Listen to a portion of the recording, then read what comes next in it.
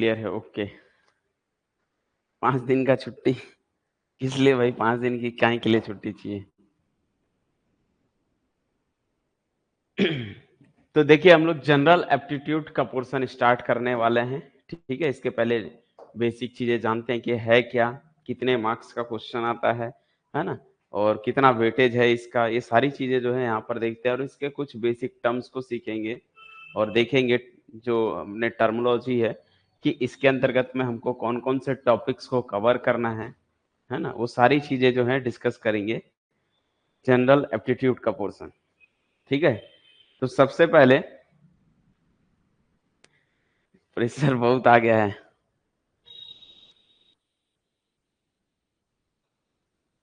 Okay, देखिए तो सबसे पहले तो यहाँ पर नहीं, कोई दिक्कत नहीं है, ये बेसिक चीजें चलेगी अभी। थोड़ा सा जनरल एप्टीट्यूड क्योंकि बहुत इंपॉर्टेंट भी रहता है, अदर कॉम्पिटिटिव एग्जाम के लिए भी अगर आप देखोगे तो जनरल एप्टीट्यूड रहता ही है, ठीक है। तो ये एक ऐसा टॉपिक है कि जिसको पढ़ने से आपको कोई नुकसान नहीं होगा, ठीक है। ये जो है काफी, मतलब हम बोल सकते हैं इंटरेस्टिंग है जनरल एप्टीट्यूड, ठीक है।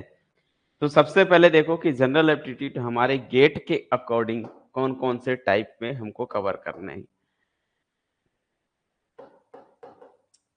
फॉर गेट के स्टूडेंट्स के लिए जो है जनरल, देखो ये जनरल एप्टीट्यूड हर ब्रांच के लिए अलग अलग होता है। जैसे अगर आप देखोगे एसएससी का अलग होगा, रेलवे का अलग होगा, है ना। तो जो है जनरल एप्टीट्यूड अलग अलग, जो प्रीफेंस वाले पढ़ते हैं ना, तो सब जगह अलग रहता है, ठीक है। अभी हम गेट के हिसाब से देखें तो गेट के अकॉर्डिंग हमारा जो है सिलेबस अलग रहता है। तो जैसे कई अलजेब्रा होते हैं, अलजेब्रा तो हर जगह है ना, लेकिन अगर बात करें अलजेब्रा एसएससी का देख लो, रेलवे का देख लो, तो वहां अलग टाइप के क्वेश्चन आते हैं। तो इजी इजी क्वेश्चन होते हैं, ऐसा पॉइंट। बट यहाँ इजी क्वेश्चन तो नहीं मिलने वाला है, क्योंकि ये जो है एप्टीट्यूड का जो पोर्शन होता है, ये जो है आईआईटियंस लोग जो है सेट करते हैं पेपर, है ना। तो ये ऐसा इजी तो नहीं मिलने वाला आपको कि चलो ऐसा बच्चे जैसा वाला टाइम मिलेगा, 0.3 का होल स्क्वायर प्लस 0.003 का होल स्क्वायर, इस टाइप के क्वेश्चंस आपको नहीं मिलने वाले यहाँ पर, ठीक है। यहाँ जो मिलते हैं वो अलग टाइप के क्वेश्चन होते हैं, थोड़ा सा साइंटिफिकली टाइप के क्वेश्चन होते हैं, ठीक है। तो सबसे पहले ये देखो कि हमें इस जनरल एप्टीट्यूड के अंदर में कौन कौन से टॉपिक्स को कवर करना है। तो ये देखा जाए, इसको जनरली 4 पार्ट्स में इसको डिवाइड किया गया है। यानी कि आप इसको ऐसा मान सकते हो कि आपको अगर जनरल एप्टीट्यूड की तैयारी करनी हो तो आप इसको ये बोल सकते हो कि इसको हम 4 चैप्टर्स में डिवाइड कर सकते हैं, 4 चैप्टर ले सकते हो अपने हिसाब से, ठीक है। जैसे हम फर्स्ट की बात करें तो जैसे फर्स्ट है, इसमें एक है वर्बल, सुने होंगे, जिसमें इंग्लिश होता है, ठीक है। तो हमारा एक वर्बल एबिलिटी होती है, वो फर्स्ट आता है।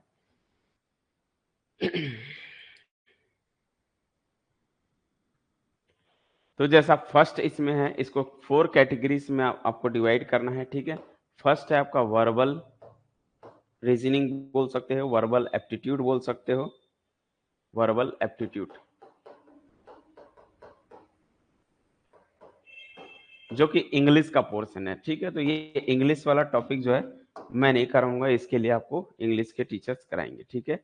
तो जनरल एप्टीट्यूड के जो 4 पार्ट्स का पहला पार्ट आपका आता है कौन सा? वर्बल एप्टीट्यूड्स, ठीक है। सेकंड पार्ट इसमें आता है क्वांटिटी एप्टीट्यूड्स, क्वांटिटी या क्वांटिटेटिव बोलते हैं, ठीक है, क्वांटिटेटिव एप्टीट्यूड। और एक और आता है इसमें आपका जो है analytical aptitude, analytical.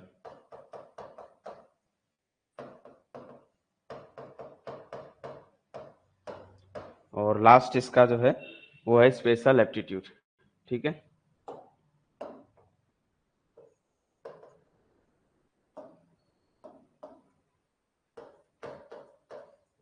Special aptitude, ठीक है। तो ये इन 4 कैटेगरीज में जनरल एप्टीट्यूड को डिवाइड किया गया। पहला आपका आता है वर्बल एप्टीट्यूड, सेकंड आता है आपका क्वांटिटेटिव एप्टीट्यूड्स, थर्ड आते हैं आपके एनालिटिकल एप्टीट्यूड, और फोर्थ आता है आपका स्पेशल एप्टीट्यूड, ठीक है। और यहाँ पर एनालिटिकल एप्टीट्यूड बोलो या लॉजिकल रीजनिंग बोल सकते हो इसी को, ठीक है। इसका अदर नाम क्या है, इसी को लॉजिकल रीजनिंग भी बोलते हैं, लॉजिकल रीजनिंग।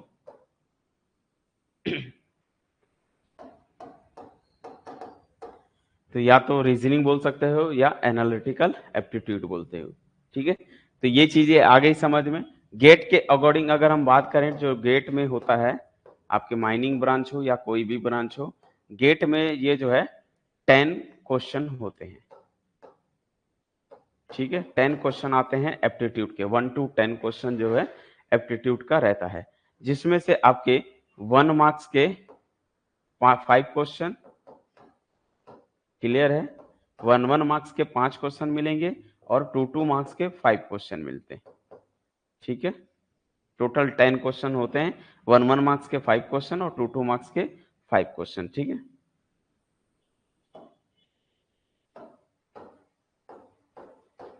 तो टोटल ये कितना हो गया आपका, 10 क्वेश्चन मीन्स 15 मार्क्स, 15 मार्क्स आपको ये दे रहा है एप्टीट्यूड। 15 मार्क्स का आपका गेट में जो है एप्टीट्यूड का पोर्शन ये रहता है।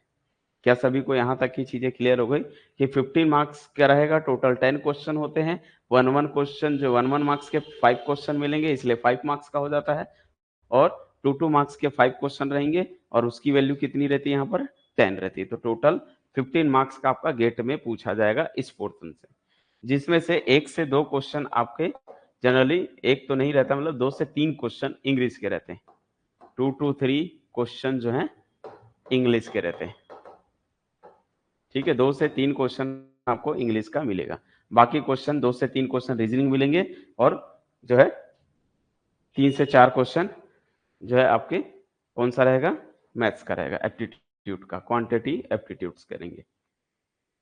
तो ये बेसिक जो आपका स्ट्रक्चर था वो मैंने बता दिया कि अकॉर्डिंग टू गेट, गेट में हमें जो जनरल एप्टीट्यूड का जो सिलेबस है वो इस पैटर्न में रहता है, ये सिलेबस का पैटर्न है, ठीक है। सिलेबस का भी मैं ये नहीं बताया, अभी ये सिलेबस का समझो पैटर्न है, क्लियर है। अच्छा, अब एक एक चीज डाउट होता है बच्चों लोग को, ये जो स्पेशल लिखा हुआ है, ठीक है, थोड़ा सा उसको एक्सप्लेन कर देता हूँ। नोट, कई लोग सोच रहे होंगे कि सर स्पेशल को ऐसा भी लिखते हैं, और ये कौन सा स्पेशल है भाई, ऐसा क्या डिफरेंस है यहाँ पर। स्पेशल जो है कई जगह देखे होंगे कि स्पेशल ऐसा नहीं लिखा रहता, स्पेशल का वर्ड अलग रहता है, ठीक है। तो दोनों का बता देता हूँ। ये स्पेशल का मतलब होता है किसी स्पेशल मीन्स विशेष की बात करते हैं, अगर हम, है ना, समझ रहे हो इसका जो मीनिंग होता है ना, विशेष, जैसे हम बोलते हैं कि this is a special person, कोई विशेष पर्सन की बात करते हो तो वहां हम वो विशेष यूज करते हैं, ठीक है। लेकिन यहाँ पर ये स्पेशल का मतलब होता है किसी प्लेसमेंट से रिलेटेड, ठीक है, स्थानिक बोलते हैं इसका, पूरा कन्वर्सन बता रहा हूँ, स्थानिक बोलते हैं इसको। अब स्थानिक मीन्स इसके अंतर्गत में हम लोग जो है डायग्राम को देखते हैं, ठीक है, और जो है प्लेस को पढ़ते हैं, यानी कि जैसे बोलते हैं ना डिस्टेंस एंड डायरेक्शन, है ना, इस टाइप के क्वेश्चन होते हैं। तो इसके अंतर्गत में हम जो है एक तो आपको प्लेस देखते हैं, ठीक है, जिसको हम स्पेस बोल सकते हैं। तो एक हो गया स्पेस, यानी कि जो आपका डिस्टेंस एंड डायरेक्शन वाले क्वेश्चन होते हैं उस टाइप के हो गए। यानी कि यहाँ पर हम शेप को देखते हैं, ठीक है, कोई शेप को देखकर उसका जो है चेंज मोमेंट देखते हैं कि अगर ये क्यूब है, मान लीजिए ये क्यूब है और इसको आपको रोटेट कराना है 90 डिग्री, तो क्या बनेगा, नया सिंबल क्या बनेगा। तो शेप को देखते हैं यहाँ पर, ठीक है। तो 2D 3D हो गया। तो ये सब चीजें जो है ना इसके अंतर्गत में इंक्लूड होता है, इसीलिए इसको स्पेशल लिखा जाता है। तो एप्टीट्यूड में अगर आप स्पेशल लिखोगे तो वो गलत हो जाएगा। स्पेशल मीन्स यहाँ पर एक बहुत बड़ा सब्जेक्ट टाइप का है, ठीक है, जिसके अंतर्गत में सारी चीजें को यहाँ पर पढ़ी जाती है, और इस स्पेशल का मतलब एक पर्टिकुलर एक नाम से दिया गया है। जैसे जैसे अगर मैं बोलूँ ये बोर्ड क्या है, तो ये एक स्पेशल बोर्ड है, ठीक है। तो यहाँ पर हम विशेष लिखते हैं। क्लियर हुआ ये दो चीजें, कि आपको ये एप्टीट्यूड में ये अक्सर दिखाई देगा, सिलेबस में देखोगे वहां स्पेशल नहीं, स्पेशल लिखा रहता है। तो ये जो है एक प्रोनाउंसिएशन होता है किसी वर्ड, किसी स्पेशल, है ना, चीज के लिए, और इस स्पेशल का मतलब अपने आप में एक बड़ा लार्ज टॉपिक है। क्लियर है। अब बात करते हैं, हमको तो वर्बल वाले को देखना नहीं है, क्योंकि वर्बल वाले के लिए आपको इंग्लिश के टीचर्स कराएंगे, है ना। ये जो है वर्बल एप्टीट्यूड। अभी हम जो कवर करेंगे वो इन तीनों पर फोकस करेंगे, क्वांटिटेटिव एप्टीट्यूड्स और एनालॉजी या लॉजिकल रीजनिंग और स्पेशल एप्टीट्यूड। ठीक है, इसके अंतर्गत में ना मिरर वाला भी क्वेश्चन इसी में ही आता है, मिरर टू रिलेटेड, है ना।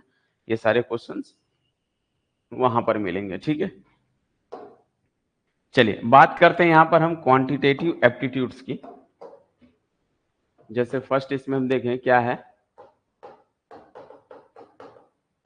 Quantitative aptitude. ठीक है, अब क्वांटिटेटिव एप्टीट्यूड जो होता है, ठीक है, तो इसके अंतर्गत में अब हम सिलेबस की बात करेंगे। बिल्कुल हो गया है, वो चीजें कंप्लीट हो गई है। अगर आप लोग को उससे रिलेटेड उसमें कुछ डाउट होगा तो आप लोग पूछ सकते हो। ठीक है, मुझे लगेगा कि और कुछ कराने हैं, प्रीवियस क्वेश्चन का प्रैक्टिस कराना है या जो भी है, तो उसको हम कराएंगे। ठीक है, चलिए अब बात करते हैं कि गेट में जो क्वांटिटी एप्टीट्यूड है उसके अंतर्गत में हमें कौन कौन से सिलेबस को कवर करना है, इसके अंतर्गत में कौन कौन से टॉपिक्स होते हैं, वो सारी चीजें इसमें समझते हैं। तो सबसे पहला जो आता है आपका इसके अंतर्गत में अरिथमेटिक आती है।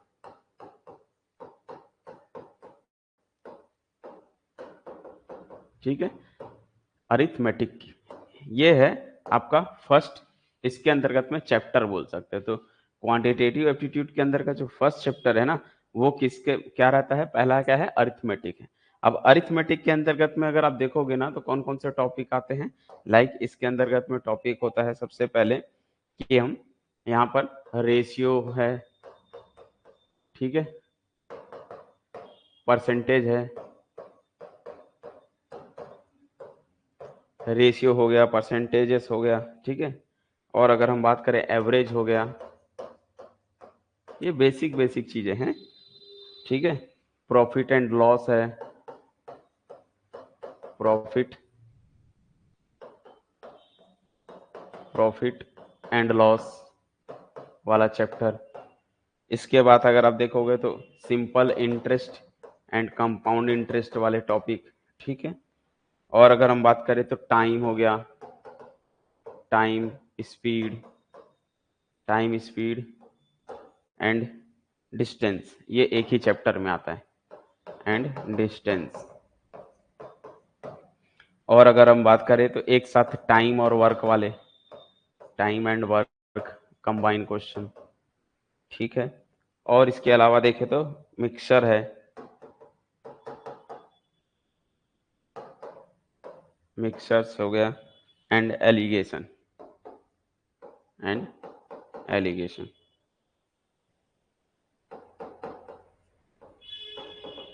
तो ये सारे टॉपिक्स जो हैं आपके किस में आते हैं, क्वांटिटेटिव एप्टीट्यूड में आता है। ठीक है,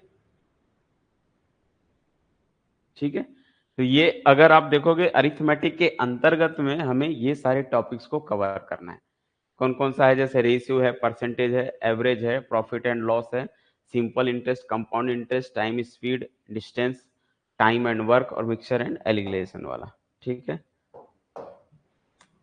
नेक्स्ट चैप्टर की बात करें, इसके अंतर्गत में आता है जियोमेट्री। ठीक है, और जियोमेट्री के अंतर्गत में हमें क्या क्या देखनी पड़ती है, इसका मेंसुरेशन, मेंसुरेशन मतलब होता है इसका वॉल्यूम फाइंड करना, है ना, पेरीमीटर्स हो गया, और है ना ये जितने भी हैं, क्यूब, क्यूबॉइड हो गया, सिलेंडर हो गया, ये सभी का वॉल्यूम्स वगैरह, ठीक है, फाइंड करते हैं, तो वो सब जो है मेंसुरेशन में आता है। एरिया हो गया, है ना।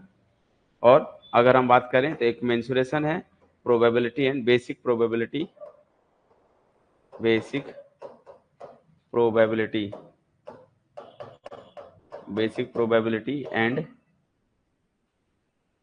स्टैटिक्स। अब ये स्टैटिक्स कौन सा है, जो अभी हमने प्रीवियस में लास्ट में जो स्टैटिक्स किए थे उस स्टैटिक्स में, और यहाँ पर स्टैटिक्स में क्या था, यहाँ पर है बेसिक स्टैटिक्स है। बेसिक स्टैटिक्स मतलब मीन मीडियन मोड जो होता है ना, सिर्फ वहां तक ही सीमित है। ठीक है, वो बेसिक स्टैटिक्स में आता है, जो हमने करा चुका है, जो मैंने कराया था आप लोग को, mean median mode, central tendency का जो टॉपिक था ना, वही है यहाँ पर सिंपल स्टैटिक्स में। ठीक है, और बेसिक प्रोबेबिलिटी है, इसको भी हम देखेंगे। ठीक है, तो ये है जियोमेट्री वाला पार्ट। इसी में अगर हम थर्ड, ये सेकंड था, ठीक है, थर्ड की बात करें तो इसमें है डेटा इंटरप्रिटेशन। डेटा इंटरप्रिटेशन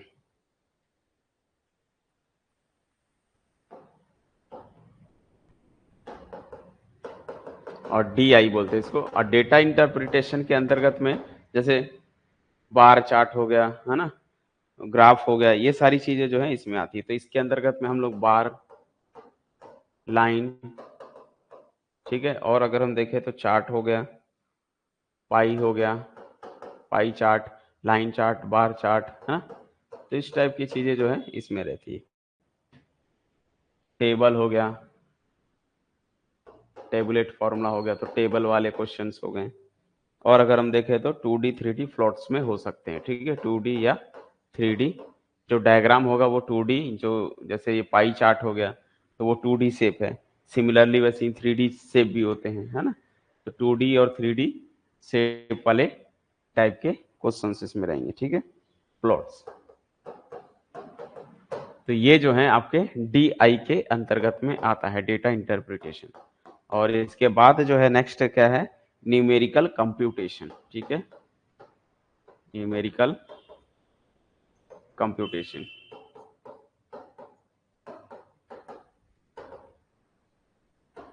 और न्यूमेरिकल कंप्यूटेशन के अंतर्गत में एक जैसे पावर वाला क्वेश्चन हो गया, ठीक है, एक्सपोनेंट्स वाले हो गए, पावर, एक्सपोनेंट्स, लॉगरिथम, ये लॉग वाले क्वेश्चंस हो गए, सीरीज हो गया कोई चीज की, ठीक है, ये सब इसमें आएगा। सीरीज, सीरीज में जैसे AP series, GP series, harmonic series, है ना, छोटे छोटे टर्म्स वाले। और इसके साथ साथ परमुटेशन, परमुटेशन एंड कॉम्बिनेशन।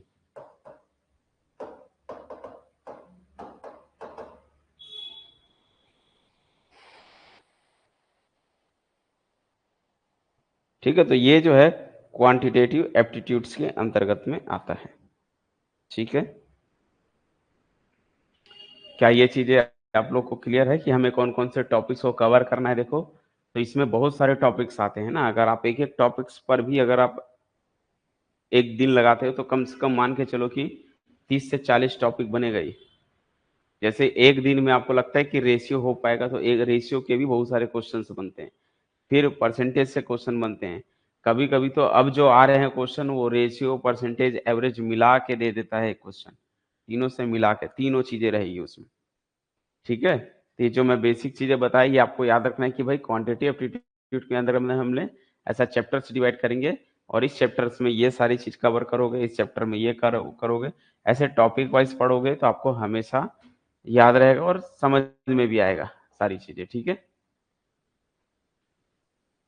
और इसके बाद जो है उसमें कम है। जैसे नेक्स्ट जो टॉपिक है आपका कौन सा था, जो है लॉजिकल रीजनिंग वाले, सेकंड जो है लॉजिकल रीजनिंग।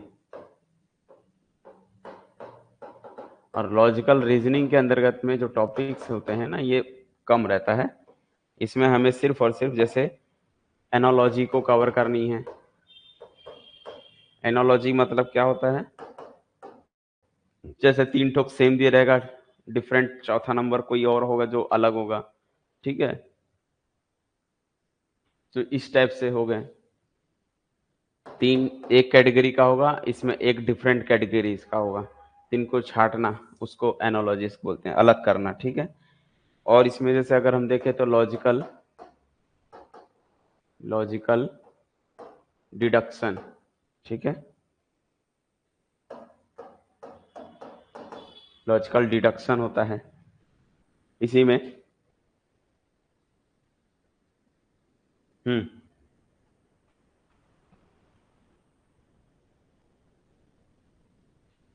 ये लॉग मीन्स लॉगरिथम है। ठीक है, ये लॉग मतलब यहाँ पर लॉगरिथम से मतलब है।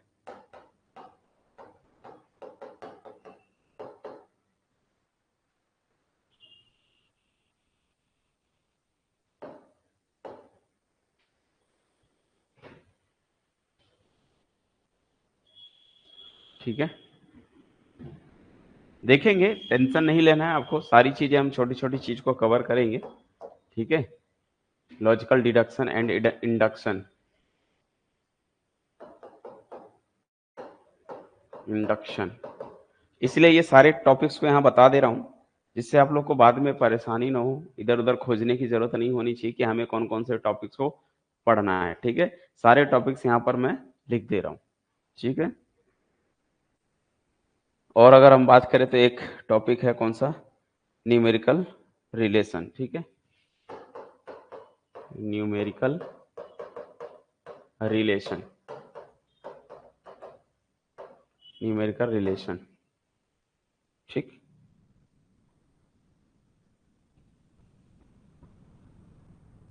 इसको न्यूमेरिकल रिलेशन बोलते हैं या रीजनिंग बोलते हैं।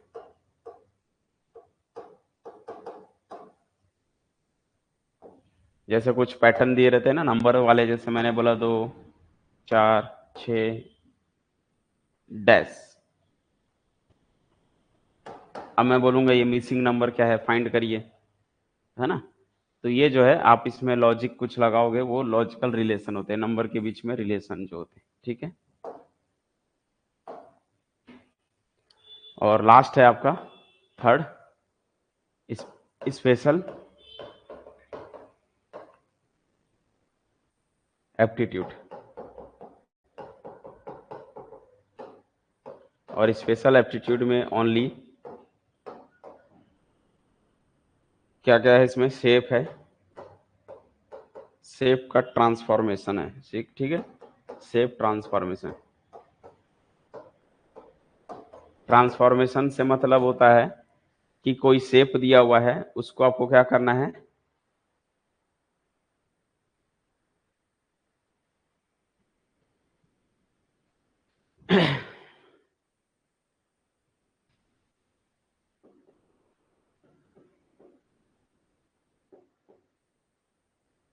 ठीक है।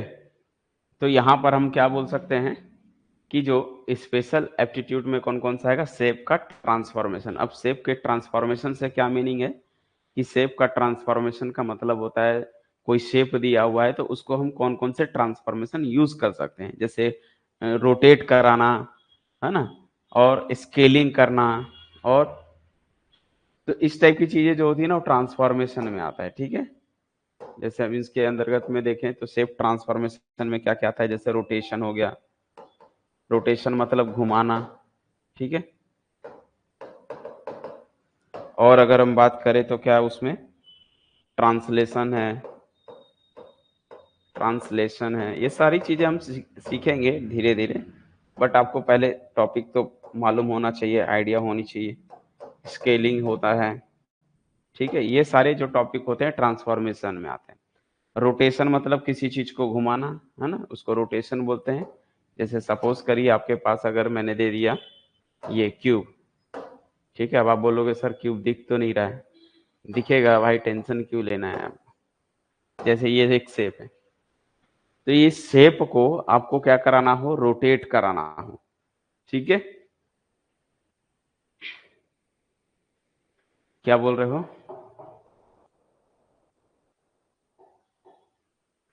ओके।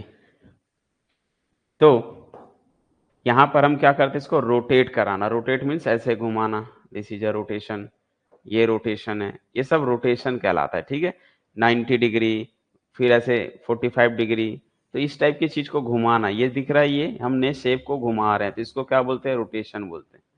तो शेप का रोटेशन मतलब ये होता है। ठीक है, शेप का स्केलिंग का मतलब होता है इसको बड़ा करना या छोटा करना, scaling, this is a scaling. ठीक है, समझ पा रहे हो, ये स्केलिंग है, ये स्केल कर रहे हो आप, कितना स्केल कर रहे हो, मतलब कितना खींच के इसको बड़ा कर रहे हो, छोटा कर रहे हो, ये स्केलिंग कहलाता है। ठीक, और क्या बच गया इसमें, तो शेप का हमने रोटेशन देख लिया, स्केलिंग देख लिया। अब ट्रांसलेशन मतलब इसको दूसरे फॉर्म में चेंज करना। ठीक है, थोड़ा बहुत इधर हाइट बढ़ाने से, कुछ और करने से कुछ हो सकता है क्या, तो ये सब जो है ना आपका जो मैंने बताया, ये सब जो है ट्रांसफॉर्मेशन होता है, शेप के ट्रांसफॉर्मेशन में क्या कहता है। ठीक है,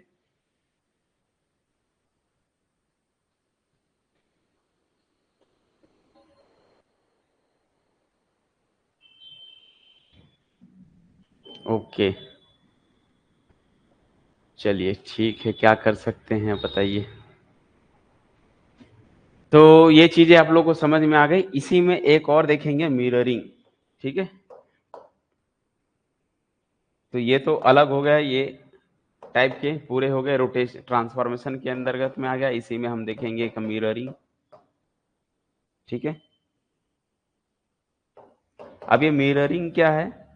तो मिररिंग का मतलब होता है, जैसे आपको मिरर के सामने खड़े होना है और आपको लेफ्ट या राइट की बात होगी, अप या डाउन की बात होगी। ये वर्ड मैं बोलूंगा कि ये जो मैंने वर्ड दिया है इसको मिरर के सामने रखेंगे तो वर्ड का जो फॉर्म है वो कैसा बनेगा, वो सब जो है इसमें आएगा। ठीक है, और अगर हम देखें तो इसमें मिररिंग के साथ साथ paper folding, paper folding, paper folding के क्वेश्चन भी अक्सर आते हैं। जैसे पेपर को अगर इस तरह से मोड़ किया है, वापस बोलेगा अगर हम खोलेंगे तो वो कौन सा शेप बनेगा। लाइक अगर मैंने ये पेपर दे दिया है, ठीक है, और मैंने कहा कि इसको पहले आपको ऐसे बंद करना है, ठीक है, इसको ऐसे फ्लैट करनी है, फिर इसको ऐसे फ्लैट करनी है।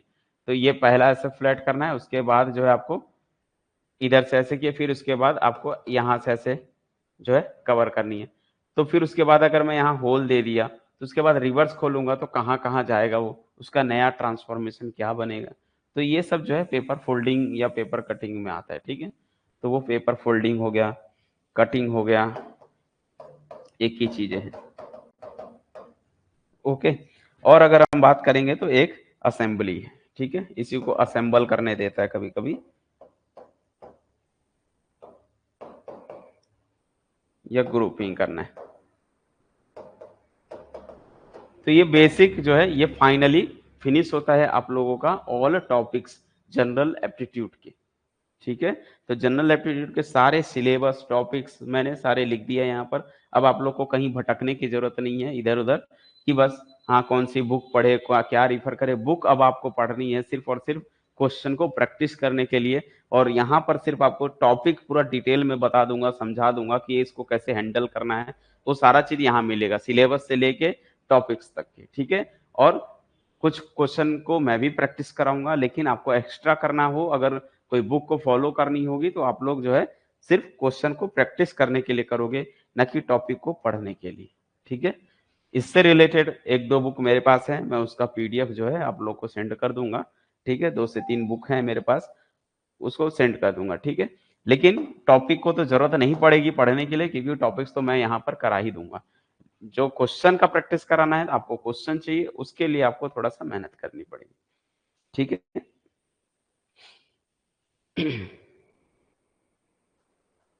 चलिए तो अब हम बात करते हैं सबसे पहले इसमें स्टार्ट करेंगे कहाँ से, नंबर सिस्टम से। ये कुछ बेसिक है। अब जैसे अगर आप देखोगे नंबर सिस्टम यहाँ पर कहीं नहीं है ना, यहाँ पर कहीं भी नंबर सिस्टम नहीं है। लेकिन एक्चुअल में अगर आप देखोगे ना, ये अरिथमेटिक के अंतर्गत में आता है। आपको अरिथमेटिक पढ़ना है तो पहले नंबर सिस्टम से होते हुए ही जाओगे, क्योंकि नंबर सिस्टम से ही आपको ये सारी चीजें कैलकुलेट होगी। तो मैथ्स पढ़ रहे हो तो यहाँ पर आपको सबसे पहला स्टार्ट जो है करना है कहाँ से, नंबर सिस्टम से। ठीक है, यानी कि जो फर्स्ट टॉपिक बनेगा वो आपका नंबर सिस्टम से बनेगा। Number system and divisibility,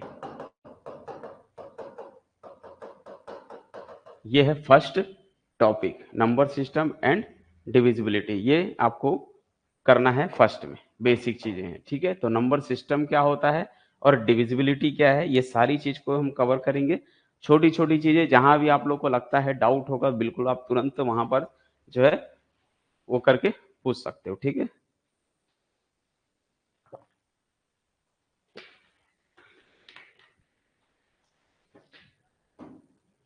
number system का मतलब होता है नंबर को हमको कवर करना है कि कौन कौन से नंबर होते हैं। तब हम जब नंबर्स को जान जाएंगे तब फिर उसके बाद उसकी डिविजिबिलिटी चेक करते हैं कि कोई नंबर उससे कब कब डिविजिबल होता है, कब नहीं होता है। वो सारी चीजें यहाँ पर हम देखते हैं। ठीक है, तो आपको सबसे पहले देखते हैं कि नंबर क्या क्या होते हैं। तो ज्यादा इसका बेसिक डिटेल तो मतलब ऐसा डेफिनेशन नहीं देंगे, क्योंकि डेफिनेशन एग्जाम में पूछता नहीं है। तो हम सबसे पहले बात करते हैं कि भाई नेचुरल नंबर क्या होता है। नेचुरल नंबर से पहले क्या आया, क्या नेचुरल नंबर से पहले कोई है नंबर? तो जैसे हम इंग्लिश में अल्फाबेट बोलते हैं ना, है ना, हिंदी में भी कुछ होते हैं हमारे अक्षर बोलते हैं उसको। ठीक है, तो ये जो सिंबल होते हैं उन सबको हम क्या बोलते हैं, मैथमेटिकली जो है लेटर्स हैं। तो यहाँ पर हम सबसे पहले डिजिट्स देखते हैं, ठीक है, क्या डिजिट्स को भी देखा, ये बहुत इंपॉर्टेंट होता है भाई डिजिट्स, है ना। तो टोटल कितने डिजिट्स होते हैं, कौन कौन से डिजिट होते हैं। तो सबसे पहले बात करें ना, ये छोटी छोटी चीजें हैं समझनी है आप लोग को, कि डिजिट जो है, डिजिट जो है 0 से लेके 9 तक रहती है, ठीक है। 0 1 2 3 4 5 6 7 8 9, ये 9 तक टोटल 10 डिजिट्स होते हैं। देख लो, काउंट करोगे 1 से लेके 9 तक हो गया, और ये 0 को काउंट करोगे तो 10 हो जाएंगे। तो टोटल हमारे पास 10 डिजिट होते हैं, ठीक है। टोटल कितने होते हैं, 10 डिजिट्स होते हैं। और इन्हीं डिजिट से मिलकर ही हम नंबर बनाते हैं। यानी कि नंबर जो बनता है, तो डिजिट तो समझ गए, सिंगल सिंगल कैरेक्टर जो है मैथ्स के, ठीक है, जो नंबर्स के। तो नंबर क्या होता है, नंबर्स जो होते हैं वो इनसे मिलकर बना एक फॉर्म होता है। लाइक 2 3 5, दिस इज नंबर, इसको हम नंबर बोलेंगे। और ये नंबर 3 डिजिट से मिलकर बना है, ठीक है, 2 3 5, समझ आया। तो इन डिजिट से मिलाकर हम क्या बनाते हैं, नंबर्स बनाते हैं। ऐसे हमारे पास बहुत सारे नंबर है, 1050 2026। ये जो नंबर्स हैं, अब जरूरी 3 लेटर 4 लेटर 5 लेटर आप कुछ भी बना सकते हो, वो सारे क्या हैं, हमारे नंबर्स होते हैं, ठीक है। तो डिजिट है, नंबर है। अब जब जान गए कि नंबर ये इस टाइप के होते हैं, तो नंबर को हमने क्लासिफिकेशन करना चालू किया कि यार ये तो कुछ अलग नंबर है, ये अलग नंबर है। जैसे इसको कोई बोलेगा यार ये 2 से डिविजिबल नहीं है, तो हम नंबर्स को फिर डिविजिबिलिटी चेक करते हैं। उसके पहले नंबर्स को जानते हैं कि कौन कौन से नंबर होते हैं। तो सबसे पहले तो आपको बता दिया, डिजिट्स बता दिया, नंबर बता दिया। अब नंबर की बात आती है तो फर्स्ट पहला आता है नेचुरल नंबर, ठीक है, नेचुरल नंबर। अब नेचुरल नंबर्स क्या होते हैं, इसको नेचुरल नंबर बोलिए या सेट ऑफ नेचुरल नंबर बोल सकते हो, ठीक है। इसका काम क्या होता है, अक्सर बच्चों से पूछो कि भाई नेचुरल नंबर की डेफिनेशन बता दो जरा, तो बोलते हैं sir 1 to infinity is called natural number. क्या बोलते हैं, 1 to infinity is called natural number. But ये डेफिनेशन रॉन्ग होगी, क्योंकि 1 टू इन्फिनिटी बोल रहे हो तो 1 टू इन्फिनिटी के बीच में 2.5 भी आ रहा है, 3/2 भी आ रहा है ना, अंडर रूट में 25 भी आ रहा है, अंडर रूट 26 भी आते हैं, ये सारे नंबर्स भी आ जाते हैं उसमें। तो इसको कैसे बोला जाए कि कौन सा जो है सही तरीका है इसकी डेफिनेशन में, तो इसकी सही तरीके की डेफिनेशन ये बनती है कि ऑल काउंटिंग, ये वर्ड जरूर बोला करो, all counting, all counting numbers, ठीक है, स्टार्ट फ्रॉम 1।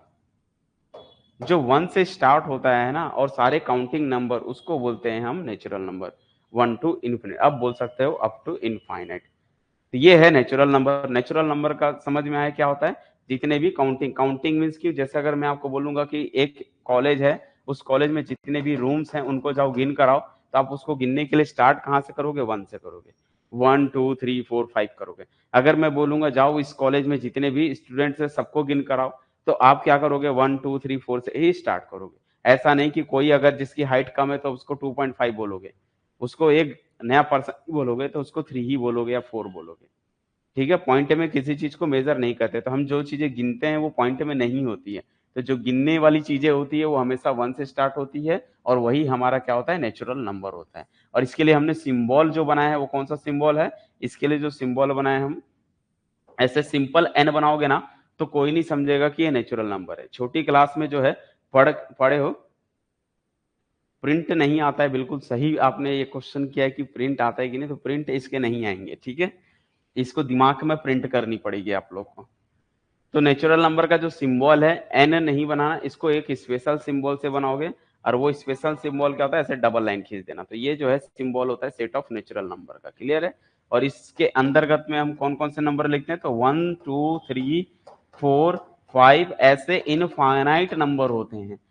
अक्सर कई बच्चों का जो बेसिक कमजोर है वो ये बोलते हैं, सर मैं पूछूंगा इसमें कितने नंबर हैं, तो बोलेंगे सर 5 नंबर है। क्यों, क्योंकि सर 5 तक दिख रहा है तो 5 नंबर है। बेटा ये डैश डैश का मीनिंग होता है आगे और भी बढ़ रहा है, ठीक है।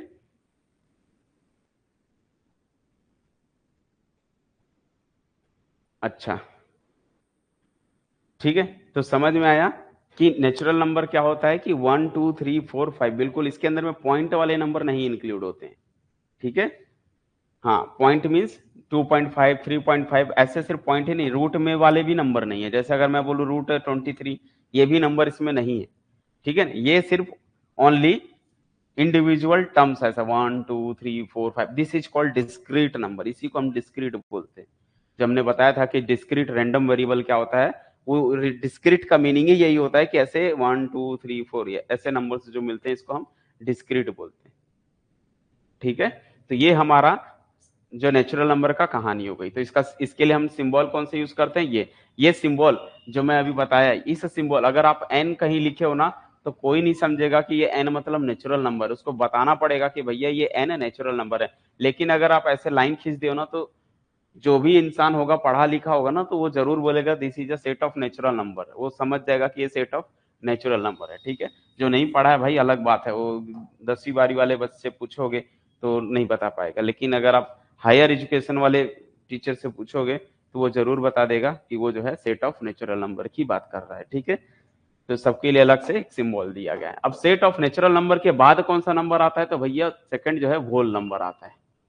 सेकंड कौन से नंबर आते हैं, होल नंबर। अब वोल नंबर की खास बात क्या होती है, तो वोल नंबर में कुछ नहीं, ओनली नेचुरल नंबर जो था वो तो रहेगा, प्रीवियस नंबर को लेके चलते हैं सारे, ठीक है। तो वोल नंबर में क्या, इसका सिंबल क्या है, इसका जो है सिंबल है डब्लू। इसके लिए हमने डब्लू से डिनोट किया गया, ठीक है। बट स्पेशल होना चाहिए, तो एक लाइन खींच देना, आप उसको क्या बोल सकते हो, डब्लू। और डब्लू के अंदर में क्या है, इसके अंदर में नेचुरल नंबर रहता है 1 2 3 4, ऑल नेचुरल नंबर इंक्लूड होते हैं इस सेट के अंदर में।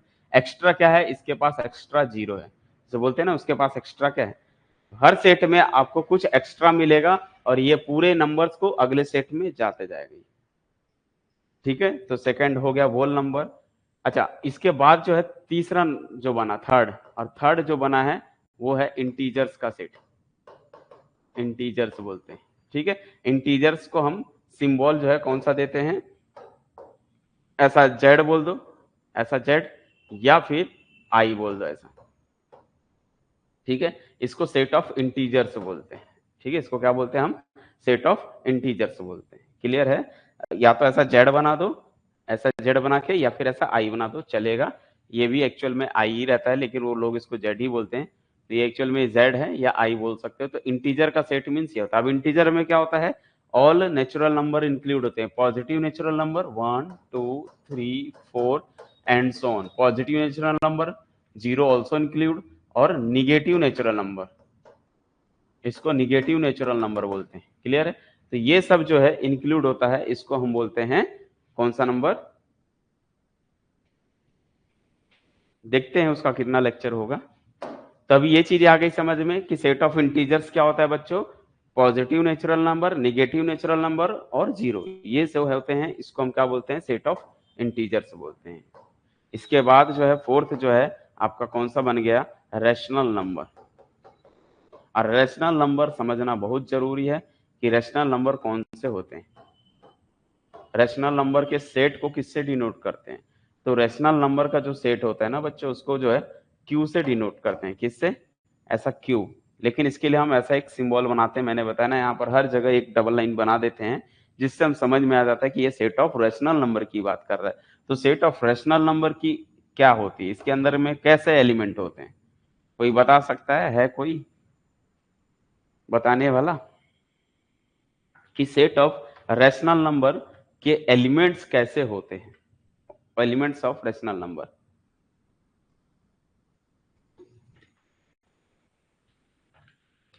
पी बाई क्यू के फॉर्म में होते हैं, okay very good.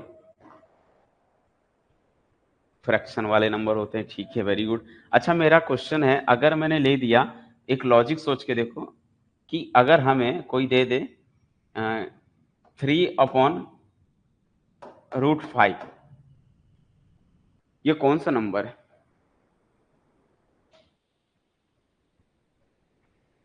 Not process, very good, not express the roster form, ठीक, एक नंबर।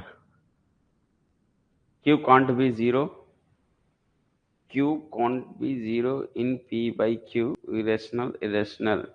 ओके, इसको रैशनल क्यों नहीं बोल रहे हो, रीजन बता सकते हो? ये भी तो फ्रैक्शन के फॉर्म में, अपॉन के फॉर्म में है, पी बाई क्यू के फॉर्म में है, पी बाई क्यू के फॉर्म में है, तो ये रैशनल है या इरेशनल नंबर है? ठीक है, तो पी बाई क्यू के फॉर्म में है तो पी बाई क्यू को पहले एक्सप्लेन करना पड़ेगा कि भाई पी और क्यू को क्या लेना है। ठीक है, तो सबसे पहले ये तो बात समझ गए आप लोग कि पी बाई क्यू के फॉर्म में जो होता है वो जो है सारे रैशनल नंबर होते हैं। ठीक है, लेकिन क्योंकि इसका रूट पॉइंट में है, ओके चलिए ठीक है, कोई बात नहीं, इसको समझिएगा। एक्चुअल में वो क्यू नहीं था, वो रैशनल अभी बता रहा हूँ। ठीक है, तो आपको पी बाई क्यू टाइप के एलिमेंट लेनी है, और ये रोस्टर फॉर्म में नहीं होता है, ये सेट बिल्डर फॉर्म में ही इसको लिखा जा सकता है। वेरी गुड, ये भी सही है। तो इसमें कुछ मेंशन होती है क्या, सच दैट, इसको सच दैट सिंबल बोलते हैं। ये इस प्रकार से होना चाहिए कि ये जो स्मॉल क्यू डिनोमिनेटर वाला जो क्यू है ना, वो जीरो नहीं होना चाहिए कभी भी। अच्छा, पी के बारे में मेंशन नहीं किया है, पी आप जीरो ले सकते हो, बट डिनोमिनेटर वाली वैल्यू जो है क्यू, उसको आपको जीरो नहीं लेनी है। एक तो ये कंडीशन होनी चाहिए, क्योंकि जब भी हम सेट बिल्डर फॉर्म बनाते हैं, ये 11th क्लास में पढ़कर आए हो, सेट को जब हम सेट बिल्डर फॉर्म बनाते हैं तो उसमें जो है कुछ एलिमेंट्स और प्रॉपर्टीज होती है। ठीक है, प्रॉपर्टीज को बताना पड़ता है, दिस ऑल आर कंडीशंस। ठीक है, तो फर्स्ट कंडीशन है कि q not equal to zero है। और कोई कंडीशन है क्या कि बस हो गया, इतने से काम चल जाएगा? क्या इतने से रेशनल नंबर बन जाएंगे, या कुछ और कंडीशन होनी चाहिए? कोई आइडिया, एनी आइडिया? तो not terminate, not terminate plus repeating, नहीं नॉन टर्मिनेट प्लस रिपीटिंग कुछ थोड़ा सा कम ही लग रहा है। ठीक है, कोई बात नहीं, यहाँ पर हम पहला समझेंगे। एक तो पी बाई क्यू के फॉर्म में होता है, q not equal to zero होती है, और पी और क्यू जो बच्चों वो क्या होने चाहिए, आर इंटीजर होना चाहिए। तो ये बिलोंग्स टू इंटीजर, ये सेट ऑफ इंटीजर्स का मेंबर होना चाहिए। नहीं, ऐसा कुछ नहीं है, Q is not less than P. ठीक है, ऐसा कोई कंडीशन नहीं है। तो पी बाई क्यू जो है, जरूरी नहीं है कि वो जो है, आप क्या बोल रहे हो, क्यू जो है पी से नॉट लेस देन बोल रहे ना, क्यू पी से not less than, not less than means greater than. ठीक है, चलो अभी सारी चीजें समझते हैं, वो सब नंबर होते हैं। तो जो पी बाई क्यू के फॉर्म में होता है, q not equal to zero होता है, पी और क्यू इंटीजर होते हैं, ये सारी इतनी कंडीशन अगर है तो हम क्या बोल सकते हैं, वो रेशनल नंबर होते हैं। इसके साथ साथ एक और कंडीशन होती है कि h c f, h c f अभी आप लोग शायद नहीं पढ़े होंगे, तो एच सी एफ निकालना पड़ता है किसका, पी और क्यू का, और वो वन आना चाहिए। इतनी सारी प्रॉपर्टीज होनी चाहिए।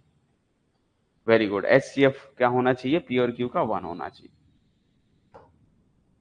ठीक है, तो इतना सारा कंडीशन होना चाहिए, यानी कि अब जो बात हो रही कि हमको क्या करनी है, ये जो इंटीजर सेट था ना, उन्हीं को ही डिवाइड करनी है। देखो, इंटीजर अपॉन इंटीजर ही रेशनल बनता है, लेकिन ऐसा लेना है कि डिनोमिनेटर की वैल्यू को जीरो नहीं लेनी। ठीक है, अब जैसे अगर हम बात करें कि 2/37, देख लो ये भी एक रेशनल है। जैसे अभी आपने बोला कि जो बड़ा नहीं होना चाहिए, ये के है, क्यों इसको उल्टा भी कर सकते हो, बिल्कुल ये भी कर सकते हो, this is also rational number.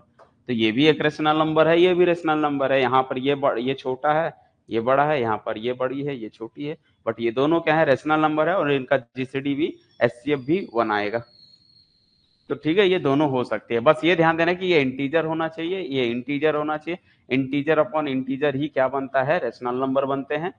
ठीक है, तो जैसे मैंने दिया था 2/√3, ये रेशनल नहीं है, बट फ्रैक्शन में दिख रहा है, लेकिन रेशनल नहीं है क्योंकि ये इंटीजर नहीं है। इंटीजर कब होगा, जब मतलब इंटीजर अपॉन इंटीजर ही रेशनल बनता है। अच्छा, 0/1 लिख सकते हो, बट 1/0 नहीं लिख सकते, क्योंकि ये मैंने मेंशन किया था कि नीचे वाली डिनोमिनेटर की वैल्यू जीरो नहीं होनी चाहिए। ठीक है, बाकी ऊपर जीरो हो सकता है, तो ऊपर 0/5 लिख सकते हो, 0/7 लिख सकते हो, कोई दिक्कत नहीं। तो इससे क्या समझ में आ रहा है कि अच्छा, 5 को 5/1 लिख सकते हो, 6 को 6/1 लिख सकते हो, -100 को -100/1 लिख सकते हो।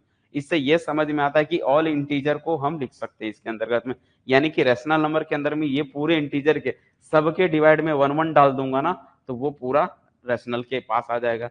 तो रेशनल के पास ये पूरे तो हैं, ये पूरे रेशनल नंबर हैं। बिल्कुल हो सकता है, क्यों निगेटिव में क्यों नहीं हो सकता, 2/-3 लिख दो, ये भी एक है, -3/2 लिख दो, है तो दोनों सेम ही है, लेकिन लिखने का तरीका है, समझ रहे हो? ये भी हो सकता है, सारे नंबर्स हो सकते हैं ऐसे। अगर आप 2 बाई जैसे -5 लिख रहे हो, ठीक है, अच्छा -5/2 लिख दिया, ये भी सही है, दोनों अपने आप में नंबर हैं, कोई दिक्कत नहीं है। ठीक है, हो सकता है दोनों सेम भी हो जाए बट अलग भी हो सकता है।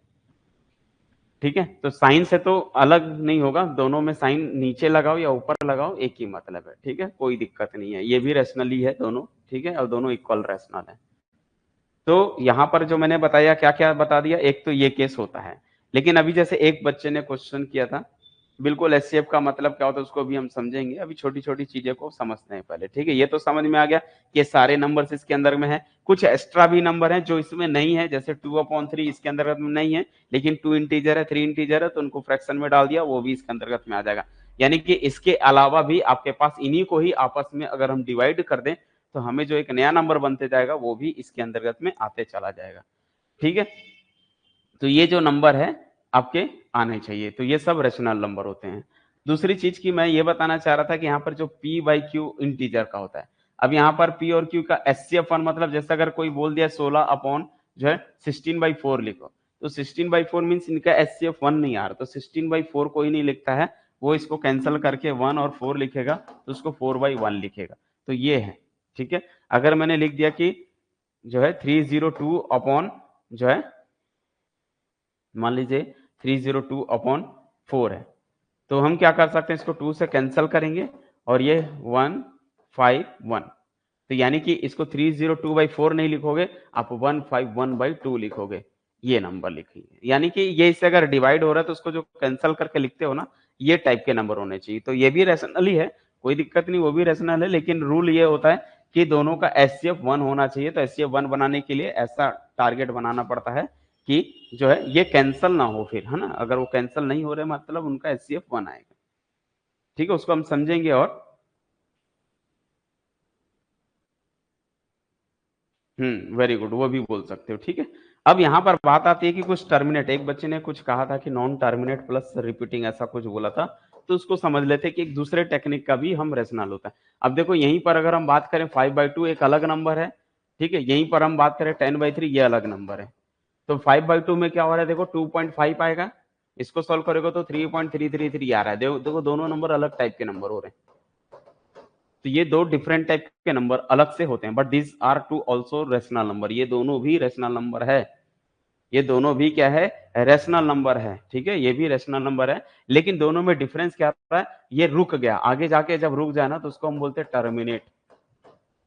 समझ आ रहा है, इसको हम क्या बोलते हैं बच्चों, टर्मिनेट बोलते हैं। और ये रुक नहीं रहा है, आगे कंटिन्यूअसली चलते जा रहा है, और इसको बोलते हैं हम लोग नॉन टर्मिनेट। क्या ये चीजें आ गई समझ में आप लोग को कि टर्मिनेट और नॉन टर्मिनेट क्या होता है? बोलो, क्लियर है यहाँ तक की चीजें, कि आप लोगों को क्या ये समझ में आ चुका कि टर्मिनेट क्या होता है, नॉन टर्मिनेट क्या होता है? दूसरा चीज की रूट में भी होते हैं, जैसे अगर हम बात करेंगे √2 की वैल्यू क्या होती है, √5 की वैल्यू क्या होती है, सॉरी √4 की वैल्यू, या √25 क्या होता है। √25 बाहर आ गया, ये बन गया 5, दिस इज अ टर्मिनेट। तो रूट में भी होते हैं ये, दिस इज अ टर्मिनेट, और ये भी क्या होता है, ये नॉन टर्मिनेट है, क्योंकि ये चलते जाएगा आगे, ये नॉन टर्मिनेट है। तो आपको ये समझना है कि एक्चुअल में टर्मिनेट और नॉन टर्मिनेट क्या होता है, पहले ये क्लियर होना चाहिए। ठीक है, टर्मिनेट मतलब आगे आपको नहीं जाएगा, रुक जाएगा, कुछ समय के बाद वो रुक जाता है, तो उसको हम टर्मिनेट बोलते हैं। जैसे 5/2 को भाग करोगे तो 2.5 ब्रेक हो गया, अब आगे नहीं जाएगा, यही फिनिश हो गया, तो दिस है टर्मिनेट। टर्मिनेट मतलब रुकना। नॉन टर्मिनेट का मतलब होता है कंटिन्यूसली आगे जाते जाएगा। आप इसको √2 की वैल्यू निकालोगे तो 1.141 आगे चलते जाएगा कंटिन्यू, तो इसको हम नॉन टर्मिनेट बोलते हैं। जैसे मैंने 10 को 3 से डिवाइड किया, तो ये कंटिन्यूस आते जाएगा, 3.33333 चलते जाएगा, तो ये जो है ऐसे नंबर को हम नॉन टर्मिनेट बोलते हैं, ऐसे नंबर को टर्मिनेट बोलते हैं। रूट में 25 से देखो बाहर आके रुक गया, कितना 5 पे आके रुक गया, तो ये टर्मिनेट हो गया। √2 की वैल्यू नहीं आती है, रुकती नहीं है, तो वो कंटिन्यूसली जाते जाता है, तो उसको हम बोलते हैं नॉन टर्मिनेट। क्या ये चीजें आ गई समझ में? तो रेशनल के लिए क्या होना चाहिए, ये रेशनल है, ये रेशनल है, ये रेशनल है, लेकिन ये नहीं है, तो क्या समझ में आता है कि रेशनल की एक और डेफिनेशन बन जाती है कि अगर कोई नंबर रेशनल है, तो रैशनल में हम बोल सकते हैं या तो वो टर्मिनेट होगा, है ना, एदर टर्मिनेट, या तो वो टर्मिनेट होगा, है ना, डिवाइड कर रहे हो या रूट से निकाल रहे हो तो वो या तो टर्मिनेट हो जाएगा, और ठीक है, या फिर क्या होगा, वो अगर नॉन टर्मिनेट है देन रिपीटिंग होगा, ठीक है, या फिर एदर टर्मिनेट या फिर रिपीटिंग। क्लियर हुआ? या तो वो टर्मिनेट करेगा या तो वो रिपीट करेगा। अगर नॉन टर्मिनेट है मतलब अगर वो टर्मिनेट नहीं हुआ, है ना, तो नॉन टर्मिनेट हुआ, नॉन टर्मिनेट वाले हैं तो फिर रिपीटिंग करेगा। तो ये है रैशनल की डेफिनेशन होती है। जैसे एग्जांपल आपके सामने है, देखो ये रैशनल है, टर्मिनेट हो गया, ये भी रैशनल है लेकिन ये नॉन टर्मिनेट है। नॉन टर्मिनेट तो नंबर रिपीट करेंगे, तो जब नंबर रिपीट करता है तो नॉन टर्मिनेट प्लस रिपीट, ऐसा, ठीक है। तो या तो वो टर्मिनेट करेगा और या तो फिर वो अगर नॉन टर्मिनेट है तो नॉन टर्मिनेट के साथ साथ वो रिपीट करना चाहिए, ठीक है। तो ये है रैशनल होता है। इसके बाद एक नया नंबर होता है, कौन सा, इर्रेशनल नंबर। ये छोटी छोटी चीजें जो है जानकारी होनी चाहिए भाई आप लोग को, ठीक है, गेट लेवल में पढ़ाई कर रहे हो। नेक्स्ट नंबर है इर्रेशनल नंबर। अब ये इर्रेशनल क्या होता है, इर्रेशनल नंबर, इरेशनल नंबर की कोई डेफिनेशन तो लोग नहीं बनाए, लेकिन लोग अनुमान बना ले कि क्या है रेशनल, मतलब उसने बोला कि जो रेशनल नहीं है।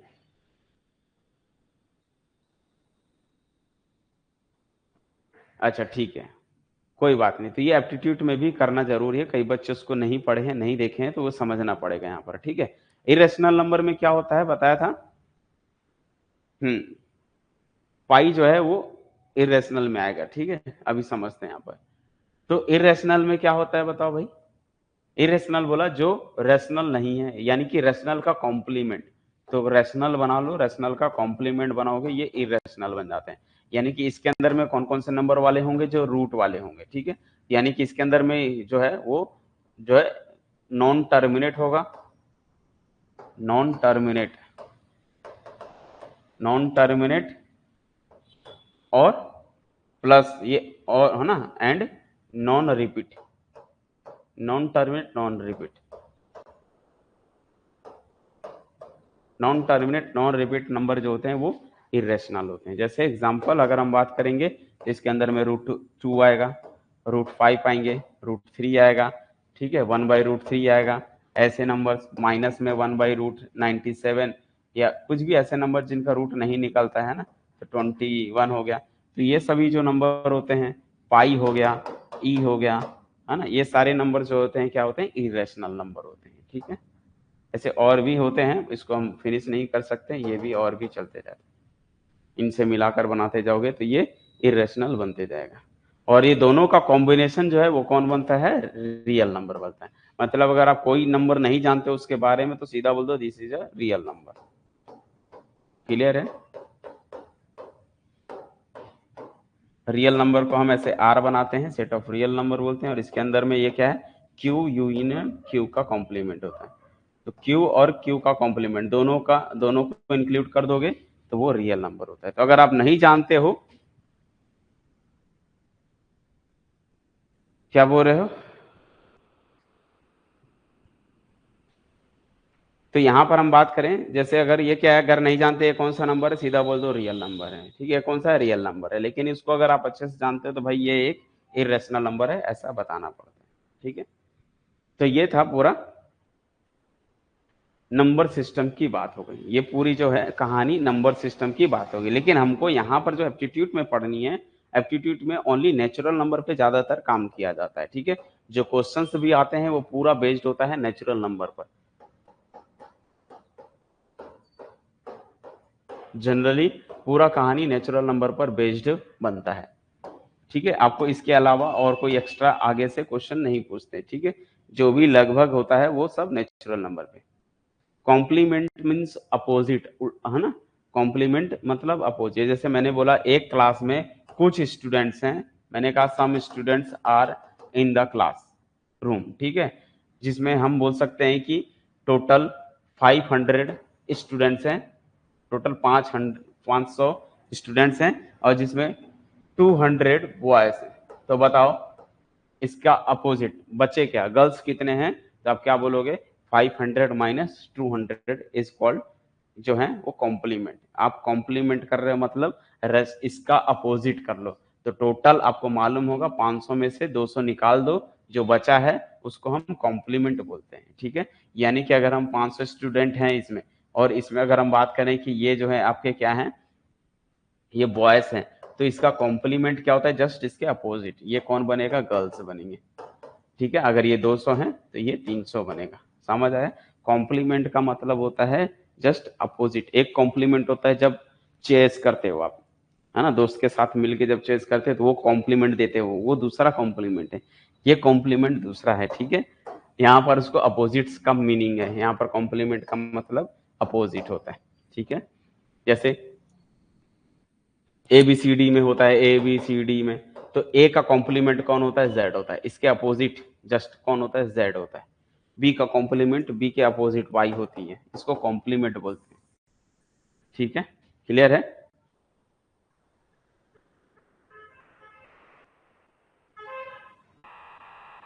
अब बोलो क्या बोल रहे हो, क्योंकि ये नॉन रिपीटिंग है। देखो मैंने दो चीजें बताया है। देखो इस चीज को आप समझना। ठीक है, अगर हम बात करें जैसे 3/5, ये क्या हो गया, या फिर मैंने एक सिंपल दिया था 3/2 ले लो। 3/2 को सॉल्व करोगे ना तो आपको क्या मिलेगा, 1.5 मिलेगा। ये टर्मिनेट हो चुका। जो टर्मिनेट हो गया वो हमेशा रैशनली होती है। तो टर्मिनेट अगर है मतलब इसको हम ऐसा कैलकुलेट कर सकते हैं, अगर टर्मिनेट हो गया तो ये तो आपको रिपीट नॉन रिपीट की बात ही नहीं है। टर्मिनेट में कहाँ रिपीट नॉन रिपीट होगा, अगर टर्मिनेट है तो ये हमेशा रैशनल होता है। ठीक है, ये रैशनल होता है। लेकिन अगर नॉन टर्मिनेट है ना, नॉन टर्मिनेट मतलब रुकेगा नहीं, कंटिन्यूसली उसकी वैल्यू मिलते जाएगी। नॉन टर्मिनेट तो आपको देखना पड़ेगा, क्या क्या चीजें देखनी पड़ेगी। ये दो चीज हो सकती है, अगर कोई नॉन टर्मिनेट है ना तो ये दो चीजें हो सकती है। एक तो आपको रिपीट कर सकता है, या फिर वो नॉन रिपीट होगा, अलग अलग नंबर होंगे। समझ में आया? या तो वो रिपीट करेगा या तो नॉन रिपीट करेगा। अगर रिपीट कर गया तो वो फिर से रेशनल बन गया, और अगर ये नॉन रिपीट किया तो ये इरेशनल बन गया। क्या आया समझ में? √2, आप √2 की वैल्यू गूगल में डाल लो, 100 तक निकालोगे 100 आएगी, 1000 वैल्यू तक निकालोगे 1000 तक आ जाएगी, 20 तक निकालोगे 20 तक आएगी। √2 की वैल्यू जो है ना वो नॉन रिपीट है, तो नॉन रिपीट के साथ साथ नॉन टर्मिनेट भी है।